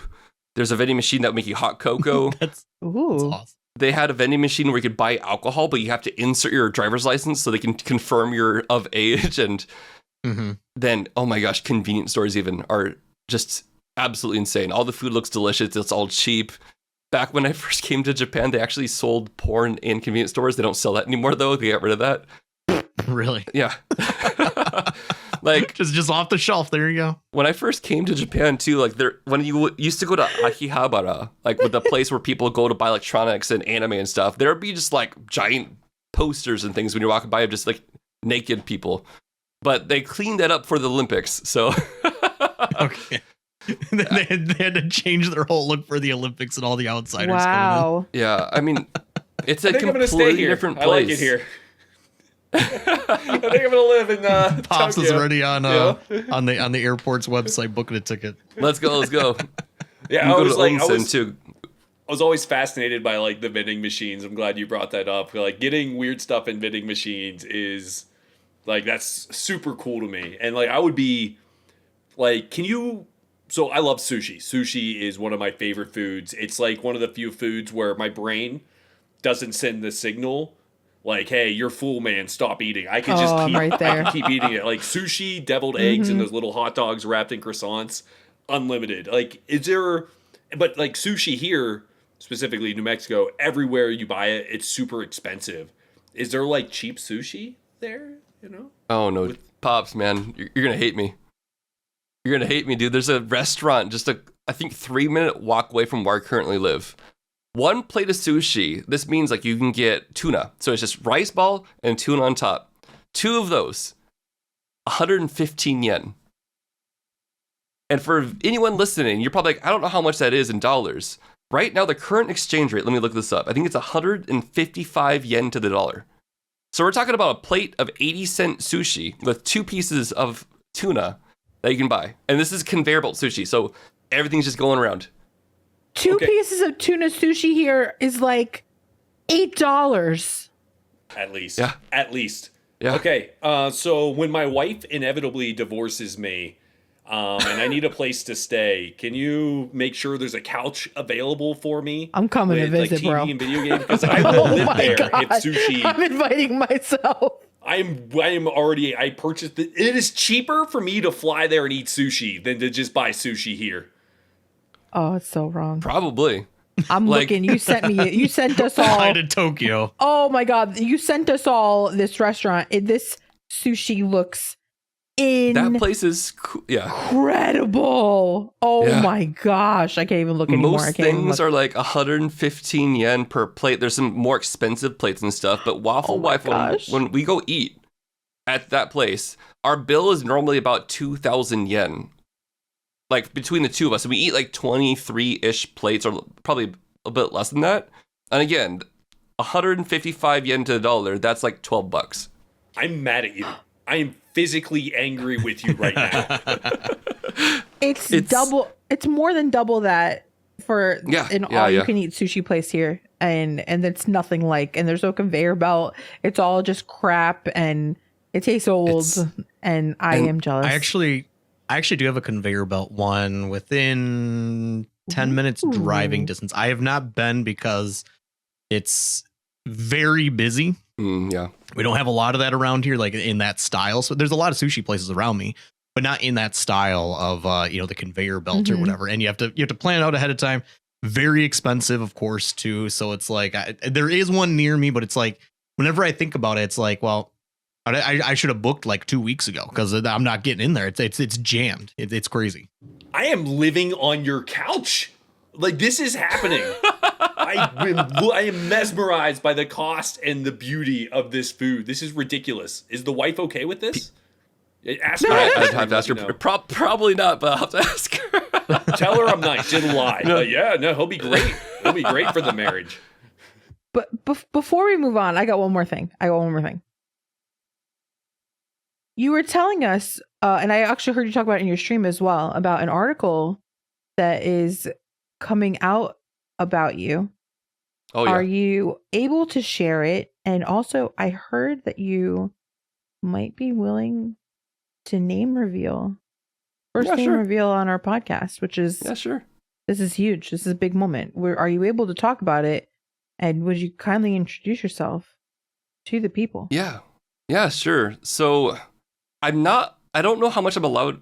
I didn't really sign anything, so I'm just going to do like the polite thing and not really go into depth about the article, sure. But I'll be very vague about the whole thing. So about 25 years ago, there was a contest related to Pokemon.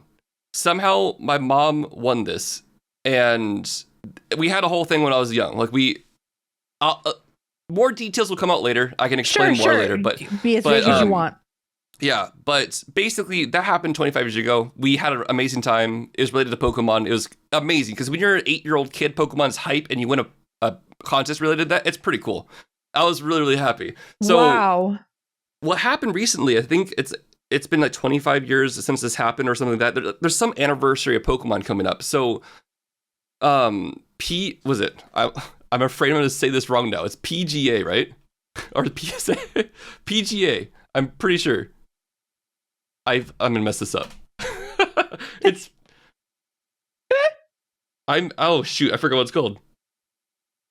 Anyway, there's some people reached out about this article that came out a long time ago, and they wanted to follow up with kind of understanding how it was to win that contest and what the entire process was. So they came and they actually asked me, my family, about like the whole thing, about how it was we won. They interviewed us, and I was in a business trip in actually China, and I was on the call with this dude talking about how it was to win that contest, and that's gonna be coming out in their magazine very soon. And I just want to make sure I actually get this right. So 1 second. Okay. I can't. Well, that's I'm getting the nerves. So Pokemon has deep roots in your life that like goes all the That's way. Like you have like insane. winning contests in the family and stuff when you were a child. Yeah. It goes all the way I back. came in second place in this contest. I was always wondering who beat me, and now I know. Coming for you, Waffles. One time I guessed how many Sorry. Smarties were in the jar at school, and I won the jar of Smarties. That's all I've ever won too. It was guess how many M&Ms were in, and I guessed it. That in my entire life, that is the only thing I have ever won. I lost a competition called Cheese Pops on Twitch. It was ridiculous. I never win anything except for guess the jar game. Okay, I found it. I am so sorry I messed this up. It's PSA, the card rating company. Yes. Gotcha. Yes. Oh, okay. Sorry, PS. sorry. Okay. Yes, Yeah. yes. Yeah. I messed it up. Got I'm so sorry for them if they ever listen to this, but the nerves got to me. So it's PSA. They reached out. They found my mom somehow, and my mom talked to them like, "Hey, Waffle, I don't know. They might be legit. They seem legit." I'm like, "Oh, I know them. They're legit." So Yeah. we were really happy to talk to them. So what's gonna happen is, I think in a week or so, there's probably gonna be a PSA has a new trading card game, Pop Culture Magazine. I think it's gonna be the second issue they've done of this new thing, and there'll be an article about my mom winning the contest, and they'll also probably list up me and saying that I, WaffleSmacker, stream on Twitch, and then of course they'll have my name there, my full name, not just my first name, but Mm-hmm. yeah, what's up? My name's Brian, and I Hi, stream Brian. I stream as WaffleSmacker on Twitch. What up, Hi, Phil? Brian. Wow. He's such a Yeah. jerk.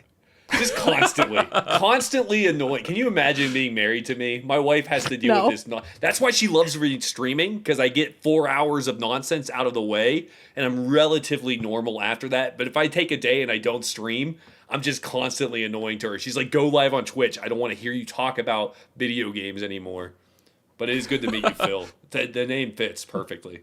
Oh my gosh. Thank you. Brian. Oh, Thank you. geez, The geez. huge name reveal. Thank you, Oh, Brian. man. Of course. I've been mentally preparing for my information to get out of there.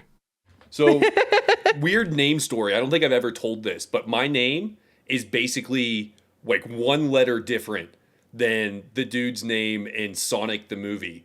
So his name is Thomas Michael, was it Wachowski? And my name is literally one different. And when I was sitting, one letter difference in the last name. And I was sitting in the theater with the wife, and we're watching the movie. And we're watching it for the first time, no idea. And his wife goes, "Thomas Michael Wachowski." And I go, "Oh, because it's me. That's my name." And the little girl in front of me turns around and goes, "Shh." I'm like, "That's me. That's me. It's me. It's ridiculous. It's me. I love Sonic." It was hilarious. And it was the only time I've ever been yelled at a movie theater was by like this 4-year-old girl in front of me just My shushed me up. goodness. Well, hi, Incredible. Tom, whose dentist calls him Tim. That's like my favorite joke of all time is from Fairly Odd Parents. And Timmy thinks his dad forgot his birthday. And the whole episode is like, "I can't believe my dad forgot my birthday." And finally it revealed like it was just a surprise to surprise him.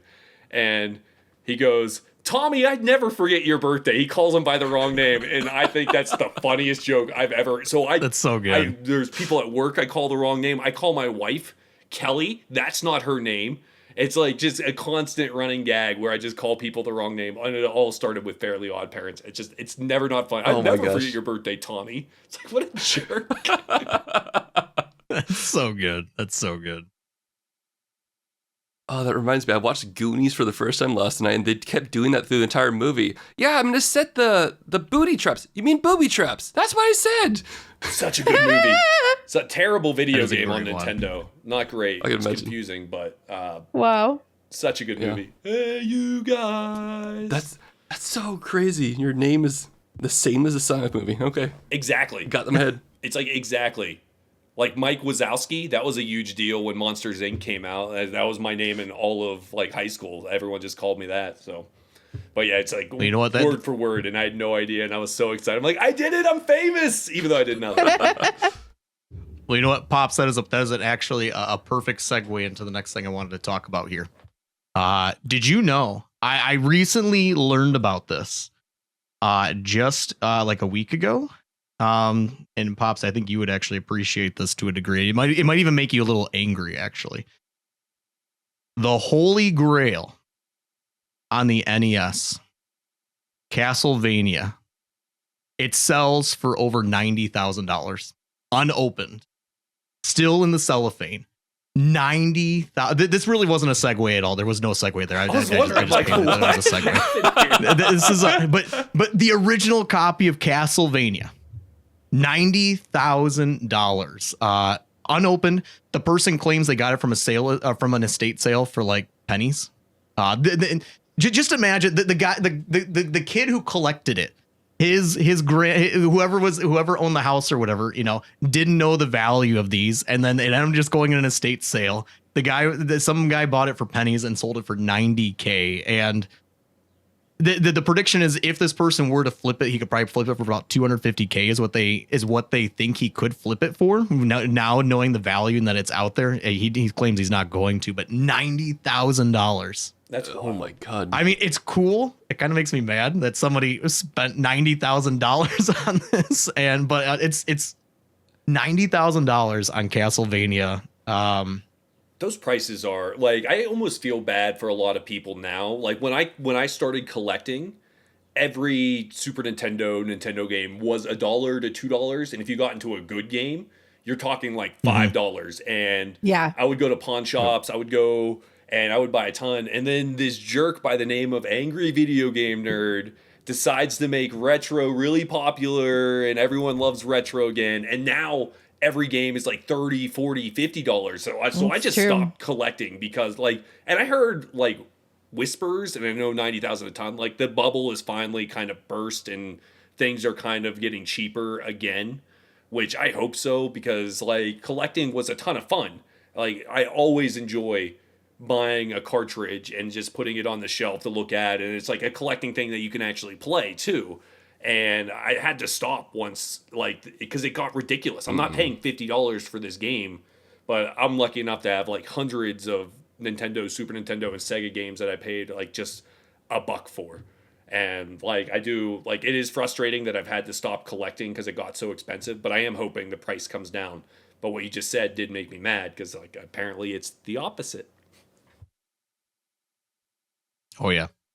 Yeah. I was surprised though. 90,000. And for instance, Castlevania 2, if you look it up, I think it's it goes for maybe $2,000 in the cellophane or whatever. So it's I guess I don't know. I guess that's the difference between Simon's Quest and Castlevania, the OG. But I just thought that was interesting. It's like this it's like this rarity that or I don't even know how to put it. Like this currency, if you will, that shouldn't even exist, but yet it does. These things are selling for 90. It's all fabricated, made by whoever, right? That these things cost $90,000. It's just insane. And what you could flip it for. With those Nintendo boxes were just cardboard, right? So the cellophane is huge. Yeah. That right there. Yeah, like that. Oh, what are you holding up? What is that? Holding up, yeah. I got Japanese fire. Was it original red? I bought it just specifically because of that. Yeah, the Japanese original red version. Incredible. The box. Charizard, best Pokemon ever. Sick. Waffle agrees. Just for you, Pops. Thank you. All right. Well, I just wanted to bring that up because I thought that I know we have Castlevania fans here, and I just thought that was kind of interesting to read about. Just within the past 2 weeks or something, that sold on eBay. It started. I think the bidding war started at $30,000 or something like that immediately. The first bid, that's insane, and it just shot up from there. Next thing, Ashley, you actually had something that you wanted to, you thought would be kind of cool to chat about for a few moments. Yeah, actually, intro it? It's a good segue now since we're talking about retro. So I have a real segue. And I have a real segue. I have an FPGA Mister, which obviously Pancho Taco is just absolutely obsessed with his Mister, and it inspired me to get one. And if you don't know what it is, I don't know how to explain it because I don't even understand what it is myself. But it basically has cores on it where you can upload all these games. So I have cores on it, and I have every original Nintendo game, Super Nintendo and Sega Genesis on mine. Have all of them. So once in a blue moon on my stream, I will do something that I call random retro, TM trademark, where people will come in and they'll say, I ask them to suggest games that hopefully I've never played before. But I asked them to give me games that we can test out for 15, 20 minutes. The jankier, the better. have a great time with it. Have a few laughs. I just played something called Cobra Triangle last week. I don't know if you've heard of it. Had no clue what it was. Started it up. It had a sick song at the start. It had this big dragon, and then all of a sudden I'm in a speedboat. And these other speedboats are just coming at me. There's no direction, and I'm thrown right into the action. I'm thrown immediately. right into it. I'm supposed to be shooting context. them. No Cobra Triangle, and I'm a speedboat. I laughed so hard. But anyway, the songs were amazing, and it got me thinking. I was like, the podcast. There's so many games out there. Like, you ever think about like songs that go too hard? Like, of course, everyone thinks of the Tarzan, the Disney soundtrack. Phil Collins went way too hard. We didn't deserve it. There are so many games out there that have songs that go way too hard. And I had to last week stop what I was doing and show everybody the best example of this. So I'm going to have, I sent Poncho a song that I need to play for you two. And if you know it, I would be very happy if you knew it. But to me, this is the prime example of a song that went don't look at the chat, anyone, but a song that went way too hard that didn't have to. Poncho, if you would please, and you usually play songs real soft, crank it up, kid. Let him hear it. Let him hear it. Please.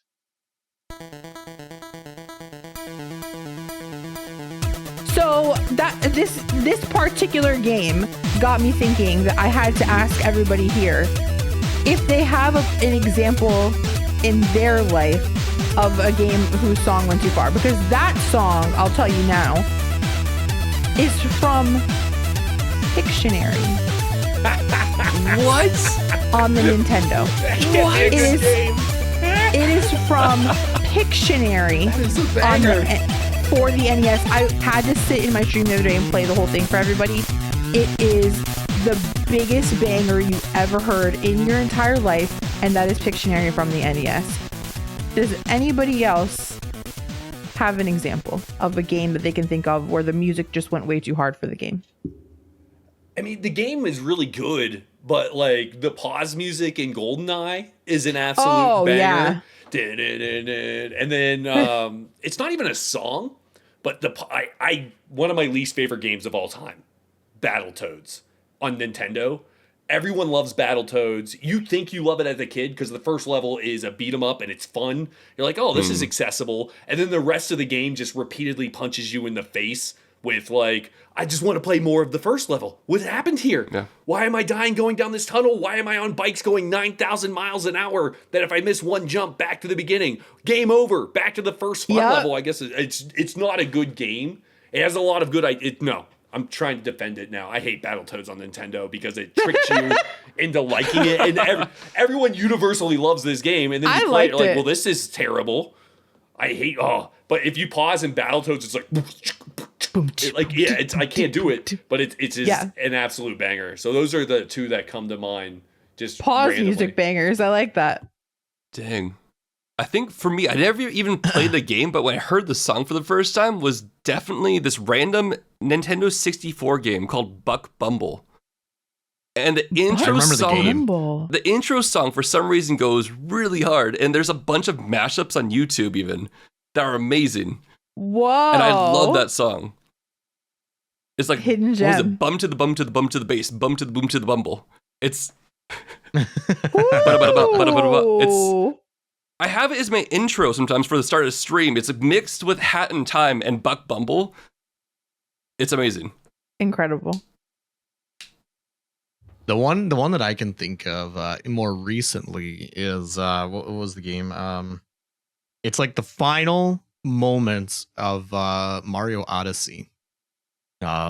When you suddenly you're playing as like Bowser and stuff like that, like the song, it completely changes like genres of what a Mario game has ever really been before, and it goes like kind of like K-pop-ish or whatever, and it fit really like it gets you pumping. It comes out of nowhere. And it's like, this is really cool. Like, where did this song come from? And it's like, it's really that's one more recently that sticks out in my head. Compared, I mean, it has a good OST as it is.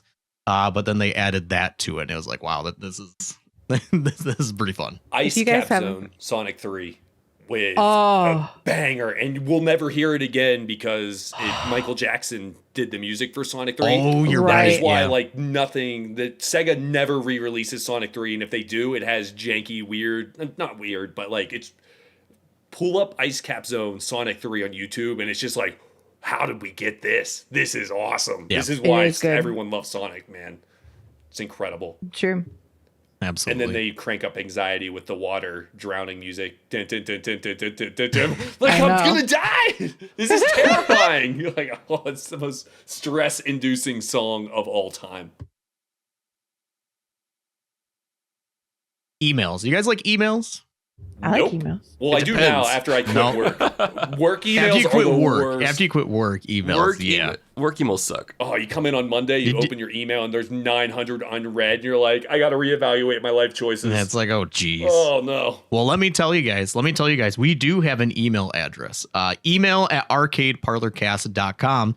If you guys want to send us a question, make a comment, correct us in something that we get wrong, we usually send those straight to the trash, by the way.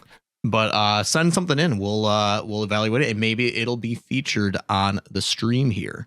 Again, that's email at arcadeparlorcast.com. And we did have an email come in. Ashley, would you mind reading that for us? I'm gonna try. I tried to pre-read this and one line, Derek. I don't. All right, I'm just gonna read it. This one comes to our friend One Line Derek. It says, "Hey, Waffle and Arcade Parlor, with Waffle getting hashtag too swole to control in the gym. I'm curious what the favorite gym activity for everyone is. The correct answer is deadlifts, by the way. Lots of love. Please tell Cheese Pops that the title of the podcast isn't Barcade Marlin. Thank. One Line Derek. P.S. Chi-chan, how could you? Yo Mach, ha. Sunflora is the greatest mon of all time. TTS screaming noises, power, etc." When did we get this email? Is it timestamped at like 4 in the morning? Like, was this just like a late night for One Line Dairy? He's like, I'm going to hit up Arcade Parlor now. I don't know. It made sense to me. What are you guys talking about? Right. Just full of memes and I understood everything. Screw Sunflora, but yes. So I guess the question is, what is everyone's favorite gym activity? Oh man. I'll say to me, my favorite thing to do was always the overhead press. There was just nothing cooler than lifting heavy weights way above your head. You know, you get like the window, you push it up, you look through the window, and then you bring it back down to your shoulders. Like that, like there was nothing cooler than pushing, heavy weights, like getting them way above your head. Like if they would, it's some of the hardest, of the big four, if you will, if you consider it in the big four of bench, squat, deadlift, overhead press. It's the most difficult to get higher numbers on, but lifting heavy weights above your head is fun. It's fun as long as you don't hurt yourself. I agree. That's key. Weightlifting is a blast. I love weightlifting. I was actually a certified trainer for a few years in my life. Yeah. Were you? Was fun. Yeah. ACSM certified. I've long since stopped. That's a hard way to make a living. But it's fun because I did care about it. Still do, but just curls for the girls. I miss bench presses, but like the weight got so heavy that it ended up hurting my shoulder and had to stop that. But curls are great. Get those biceps bulging. Darn, I was gonna say the same thing, but I'll have to go with probably bench then. Bench press is really fun, or just doing simple pull-ups is also really fun. I hated them at the beginning, but they're so fun. Pull-ups are like the hardest body weight exercise. Like So good for you. they are so hard. They're one of the things that like you just got to practice at them. Yep. You just practice, and suddenly like you start with like reverse pull-ups. You get on a chair, grab it, then you slowly let yourself down, controlled. And it's like one of those things like it's so hard. Like you see like the strongest guys have trouble with them if they don't practice them enough. Yeah. It's just like man, it's such a hard body weight exercise to do. That's why I like it. You can barely do 3, and eventually you keep on practicing more and more and more. And eventually you can do like 10. 3 sets of 10, no problem. And you feel a lot of achievement when you finally get there, but you don't do it for a week and you automatically back down to like 5. Yeah. So question for you, Waffle. When was the last time you ran full speed? Like full on as fast as you can go? Last time I ran full speed was Christmas season, or like winter festivity season, probably about 6 years ago. So that helps the situation. So, I mean, finish your story, but then I'll elaborate of why I've asked.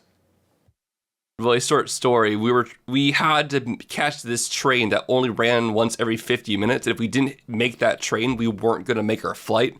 So I had my suitcase over my shoulder and I was running as fast as I possibly could. And I was holding Waffle Wife's like smaller suitcase because we needed to make that train. And there's hordes of people. I was just yelling, 7%! And it's like trying to get people out of my way because it was crowded. But if we didn't make that train, we had like 2 minutes. Yeah. The transfer, like our train that we're riding was late, and then we're trying to transfer. So for me, it was probably like 20 years since I went full fast as I could possibly go. It's not something that comes up in your adult life. As kids, you go full speed all the time. You're playing, you're playing hide and seek. This is something that comes up. But as adults, you kind of just lose that. That's not something you do. Even when you're playing like basketball or if you're playing sports with friends, you're not often doing full speed. But earlier, not this year, but last year, I get on a treadmill and I pop in, go like do a 8-minute mile, type it in, treadmill breaks and starts picking up speed faster and faster. So for the first 10 seconds, I'm like, man, I did this yesterday. This wasn't this hard. And then out of nowhere, I realized something's wrong. And for the first time in 20 years, I'm going faster than I have ever gone in my entire life. I'm like, this is terrifying. Everyone in the gym is looking at me. Did you have the safety clip? Do you have the key? clip on? Of course I don't have the clip on. I'm like, cheese puffs. I'm a certified trainer. I know what I'm doing here. I don't need no stinking clip. And I have to train people. And so I'm going like this. Everyone's looking at me. I'm trying to reach, and I finally hit the clip. The clip saved my life. And the thing goes, air, air, air, and starts making all these noises. And I'm drenched in sweat, but it was the scariest moment of my life. And luckily, the dude to the right of me is cracking up because he's like, what are you doing, man? I'm like, I don't know what happened.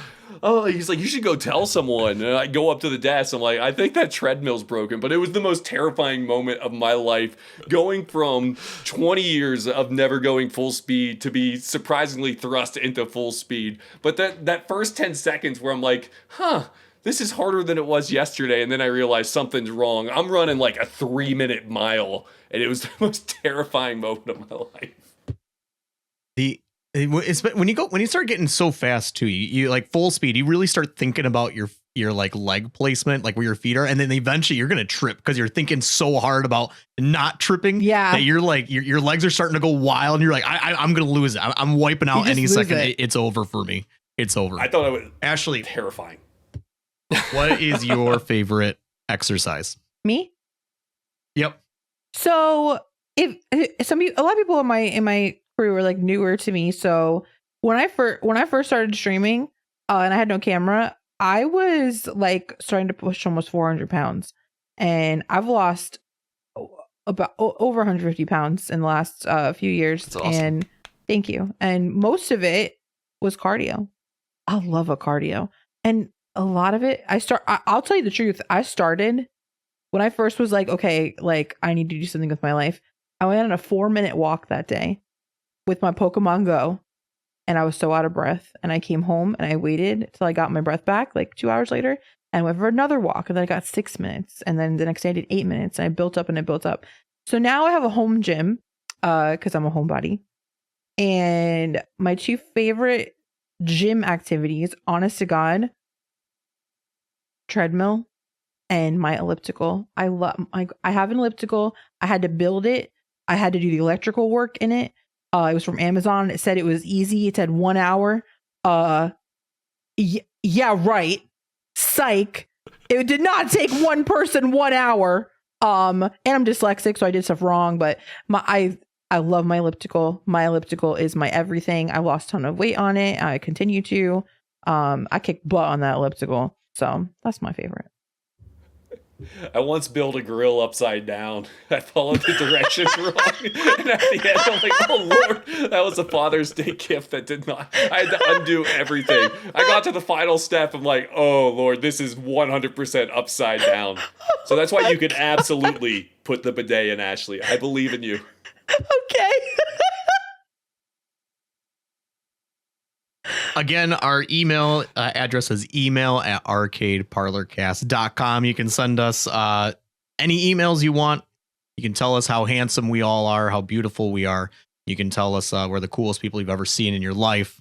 We'll read all of those on the next episode. I'll tell you that much. So send us emails, email@arcadeparlorcast.com. We also do have a phone number that you can text, or you can leave a voicemail. That's always 402-915-1082. You call that, goes right to voicemail. Leave your voicemail. We'll play it live on a future episode.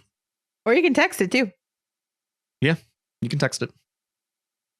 With that said, we're going to start winding things down a little bit here. I think we're at a point where we can kind of go around the room and let's talk about some things that maybe are coming up on our own channels.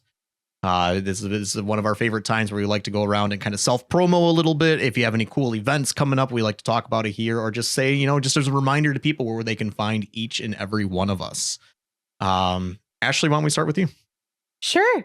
You can find me at twitch.tv/Ashley with 2 E's _FL. I stream Tuesday, Thursday, Saturday nights, and Sunday afternoons. Right now, I'm doing a lot of SMW Kaizo as usual. Saturdays, I'm still working through my first playthrough of Donkey Kong Country 2 right now, which has been incredible. And Sundays I do Ocarina of Time randos. Coming up for me, this upcoming Saturday, May 11th, I am opening my first merch store, which is exciting. Been highly requested for a while.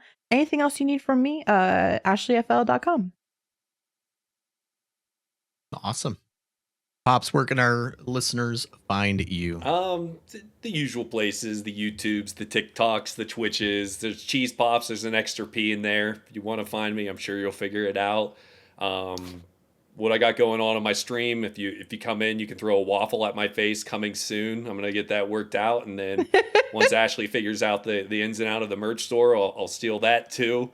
So so I'm doing a lot. I'm very into retro right now. Like huge into retro, and I'm very proud of this. This is off stream, nothing to do with stream, but I beat X-Men on Sega Genesis, no cheats, and like I'm doing this like bucket list thing of games that are really hard that I wasn't able to beat as a kid without cheating. Like I want to beat them. So I beat Contra Hardcore on Sega Genesis. US version is super unreasonably hard. The Japanese version is so much more fun because they give you 3 hit points. And the game is so much more playable because of it. So if you're going to play Contra Hardcore, but I'm like, I have to do it the US way because of the whole Blockbuster thing. They made every game ridiculously hard here, which is stupid. But I beat that. Mm-hmm. I just beat X-Men on Sega Genesis, and I want to tackle Rocket Knight Adventure. All of this is off stream. And it's why I'm saying this now and promoting it is just to rub it in everyone's faces. You cannot get this content. So that's what I have going on. Great. Cool. Merch store awesome. And waffles. WaffleSmacker, guest number 16. Where can people find you? What do you have coming up? Oh man, so I am still trying to beat Super Kaizo Ironmon, which is a brand new rule set that is recently hit the Ironmon community. No one's beaten it yet, so everyone's trying to race to be the first person to ever beat it. I stream every single weekday. If you're waking up very early in the morning, you can probably catch me. If you're in North America, I'll be streaming every morning on weekdays. Weekends, I normally take off. I'm also trying to currently expand my YouTube channel, doing more Japan-related content. So right now, I have a few word of the days. I also hope to have a video up within a week about, I went and did a deep dive on a Japanese convenience store, so you can learn more about that. Ooh. Yeah, so I'm trying to expand. I'm trying to become more of a Japan-related content creator on the side. Eventually, once Super Kaizo winds a bit down, I'll probably be taking on Ashley's Get Good challenge and Super Mario Maker. So I eventually want to get back into more Super Mario Maker and Super Mario Maker troll levels again. And yeah, that's basically what's going on for my content creation side. And then you can also check out WaffleSmacker.com. I do have my own merch site up and ready to go. I'm wearing one of my merch right now, my WaffleSmacker logo. Yeah, that's probably about it for me. Or if you do get the PSA magazine, I guess you can find out more information about my family in a week or so, whenever it launches. I have no idea. They didn't tell me. Awesome. It's actually called Cheese Pops Get Good Challenge. I stole that too. Oh, we also just steals everything. We'll also be having a Cheese Pops ooh soundbite very soon. I gotta get that to you. You ruined my day. Just 20 straight minutes of Waffle going ooh in my ear, and I don't know why my headbuds started shocking me every time it happened, or maybe that was just so mental great. shock. Like, what's happening here? It just kept going. That's so good. Oh man. Me myself, you can find me twitch.tv/Pancho Taco. Still working through Grand Poo World 3. We're at I've been fighting Bowser for 22 hours. So still working away at that. I've been on the current exit for over 40 hours. It took like 20 hours to get to Bowser, and now I'm 22 hours into Bowser. So still working away there, and there's still one more level left, which is arguably the even more difficult level. So we still got a ways to go in Grand Poo World 3. Other than that, May 10th, you'll be celebrating 3 years of streaming, which is Friday of release here coming up. So 3 years of streaming, gonna be playing through last October. I played through Resident Evils 1 through 4 during October. So and in Resident Evil 2, I played Claire's story. I've never played through Leon's story, so I'm going to credit to credit playing Leon's story the whole day. That's not going to take the full 12 hours, so there's still some other time to do some other things. But come stop by. Would love to see you there. Please come by and stop by everybody's stream. If you're listening to this, we would love you just even say hello, even if it's just for a moment and bounce out. We'd love to see each and every one of you there if you have the time. That always makes our day, just seeing anybody come by and saying hello to us. With that said, guys, this is like episode 21. Waffle, thank you so much for joining us. This was a blast. It was great talking to you about learning more about Pokemon Kaizo, learn about Japan and everything. It was a really fun episode. It was great to be here. Thank you again so much for all of you for having me. I was honored to be here. And yeah, I will definitely be stopping by your streams, and I will be specifically saying hi to Ashley going forward. Only Ashley, no one else. Everyone else just gets the general hello. And I know I said it earlier. Out. I cannot stress this enough. Go to Waffle's stream. It is chaos in the best possible. It's like Pee-wee's Playhouse, and it is such good vibes. It is amazing. And even if you're not into Pokemon, like how Ironmon works, it makes it fun. It's not an art. It's a fancy randomizer that I love, and you don't have to have Pokemon knowledge to enjoy it. And the goofy, awesome vibes, and his community is amazing and super welcoming. And then we all work together to tell Waffle he made the wrong choice, and it's a great time. Waffle, thank you so much for being on. You are awesome, dude. Your streams are incredible, and you've been an amazing guest. Thank you so much. Thank you. With that said, this has been episode 21, friends. We will and this is May. We'll see you back. Big news, we'll be back in June. We'll be back in June for an episode 22. I know everyone's wondering. Episode 22. We'll see you guys in June. Everyone have a wonderful May. Have fun with all the graduations that's going on, all the open houses. Have fun with all of that. We will see you in June. Adios, everybody. Bye. Bye, everybody. Bye. Have a beautiful time.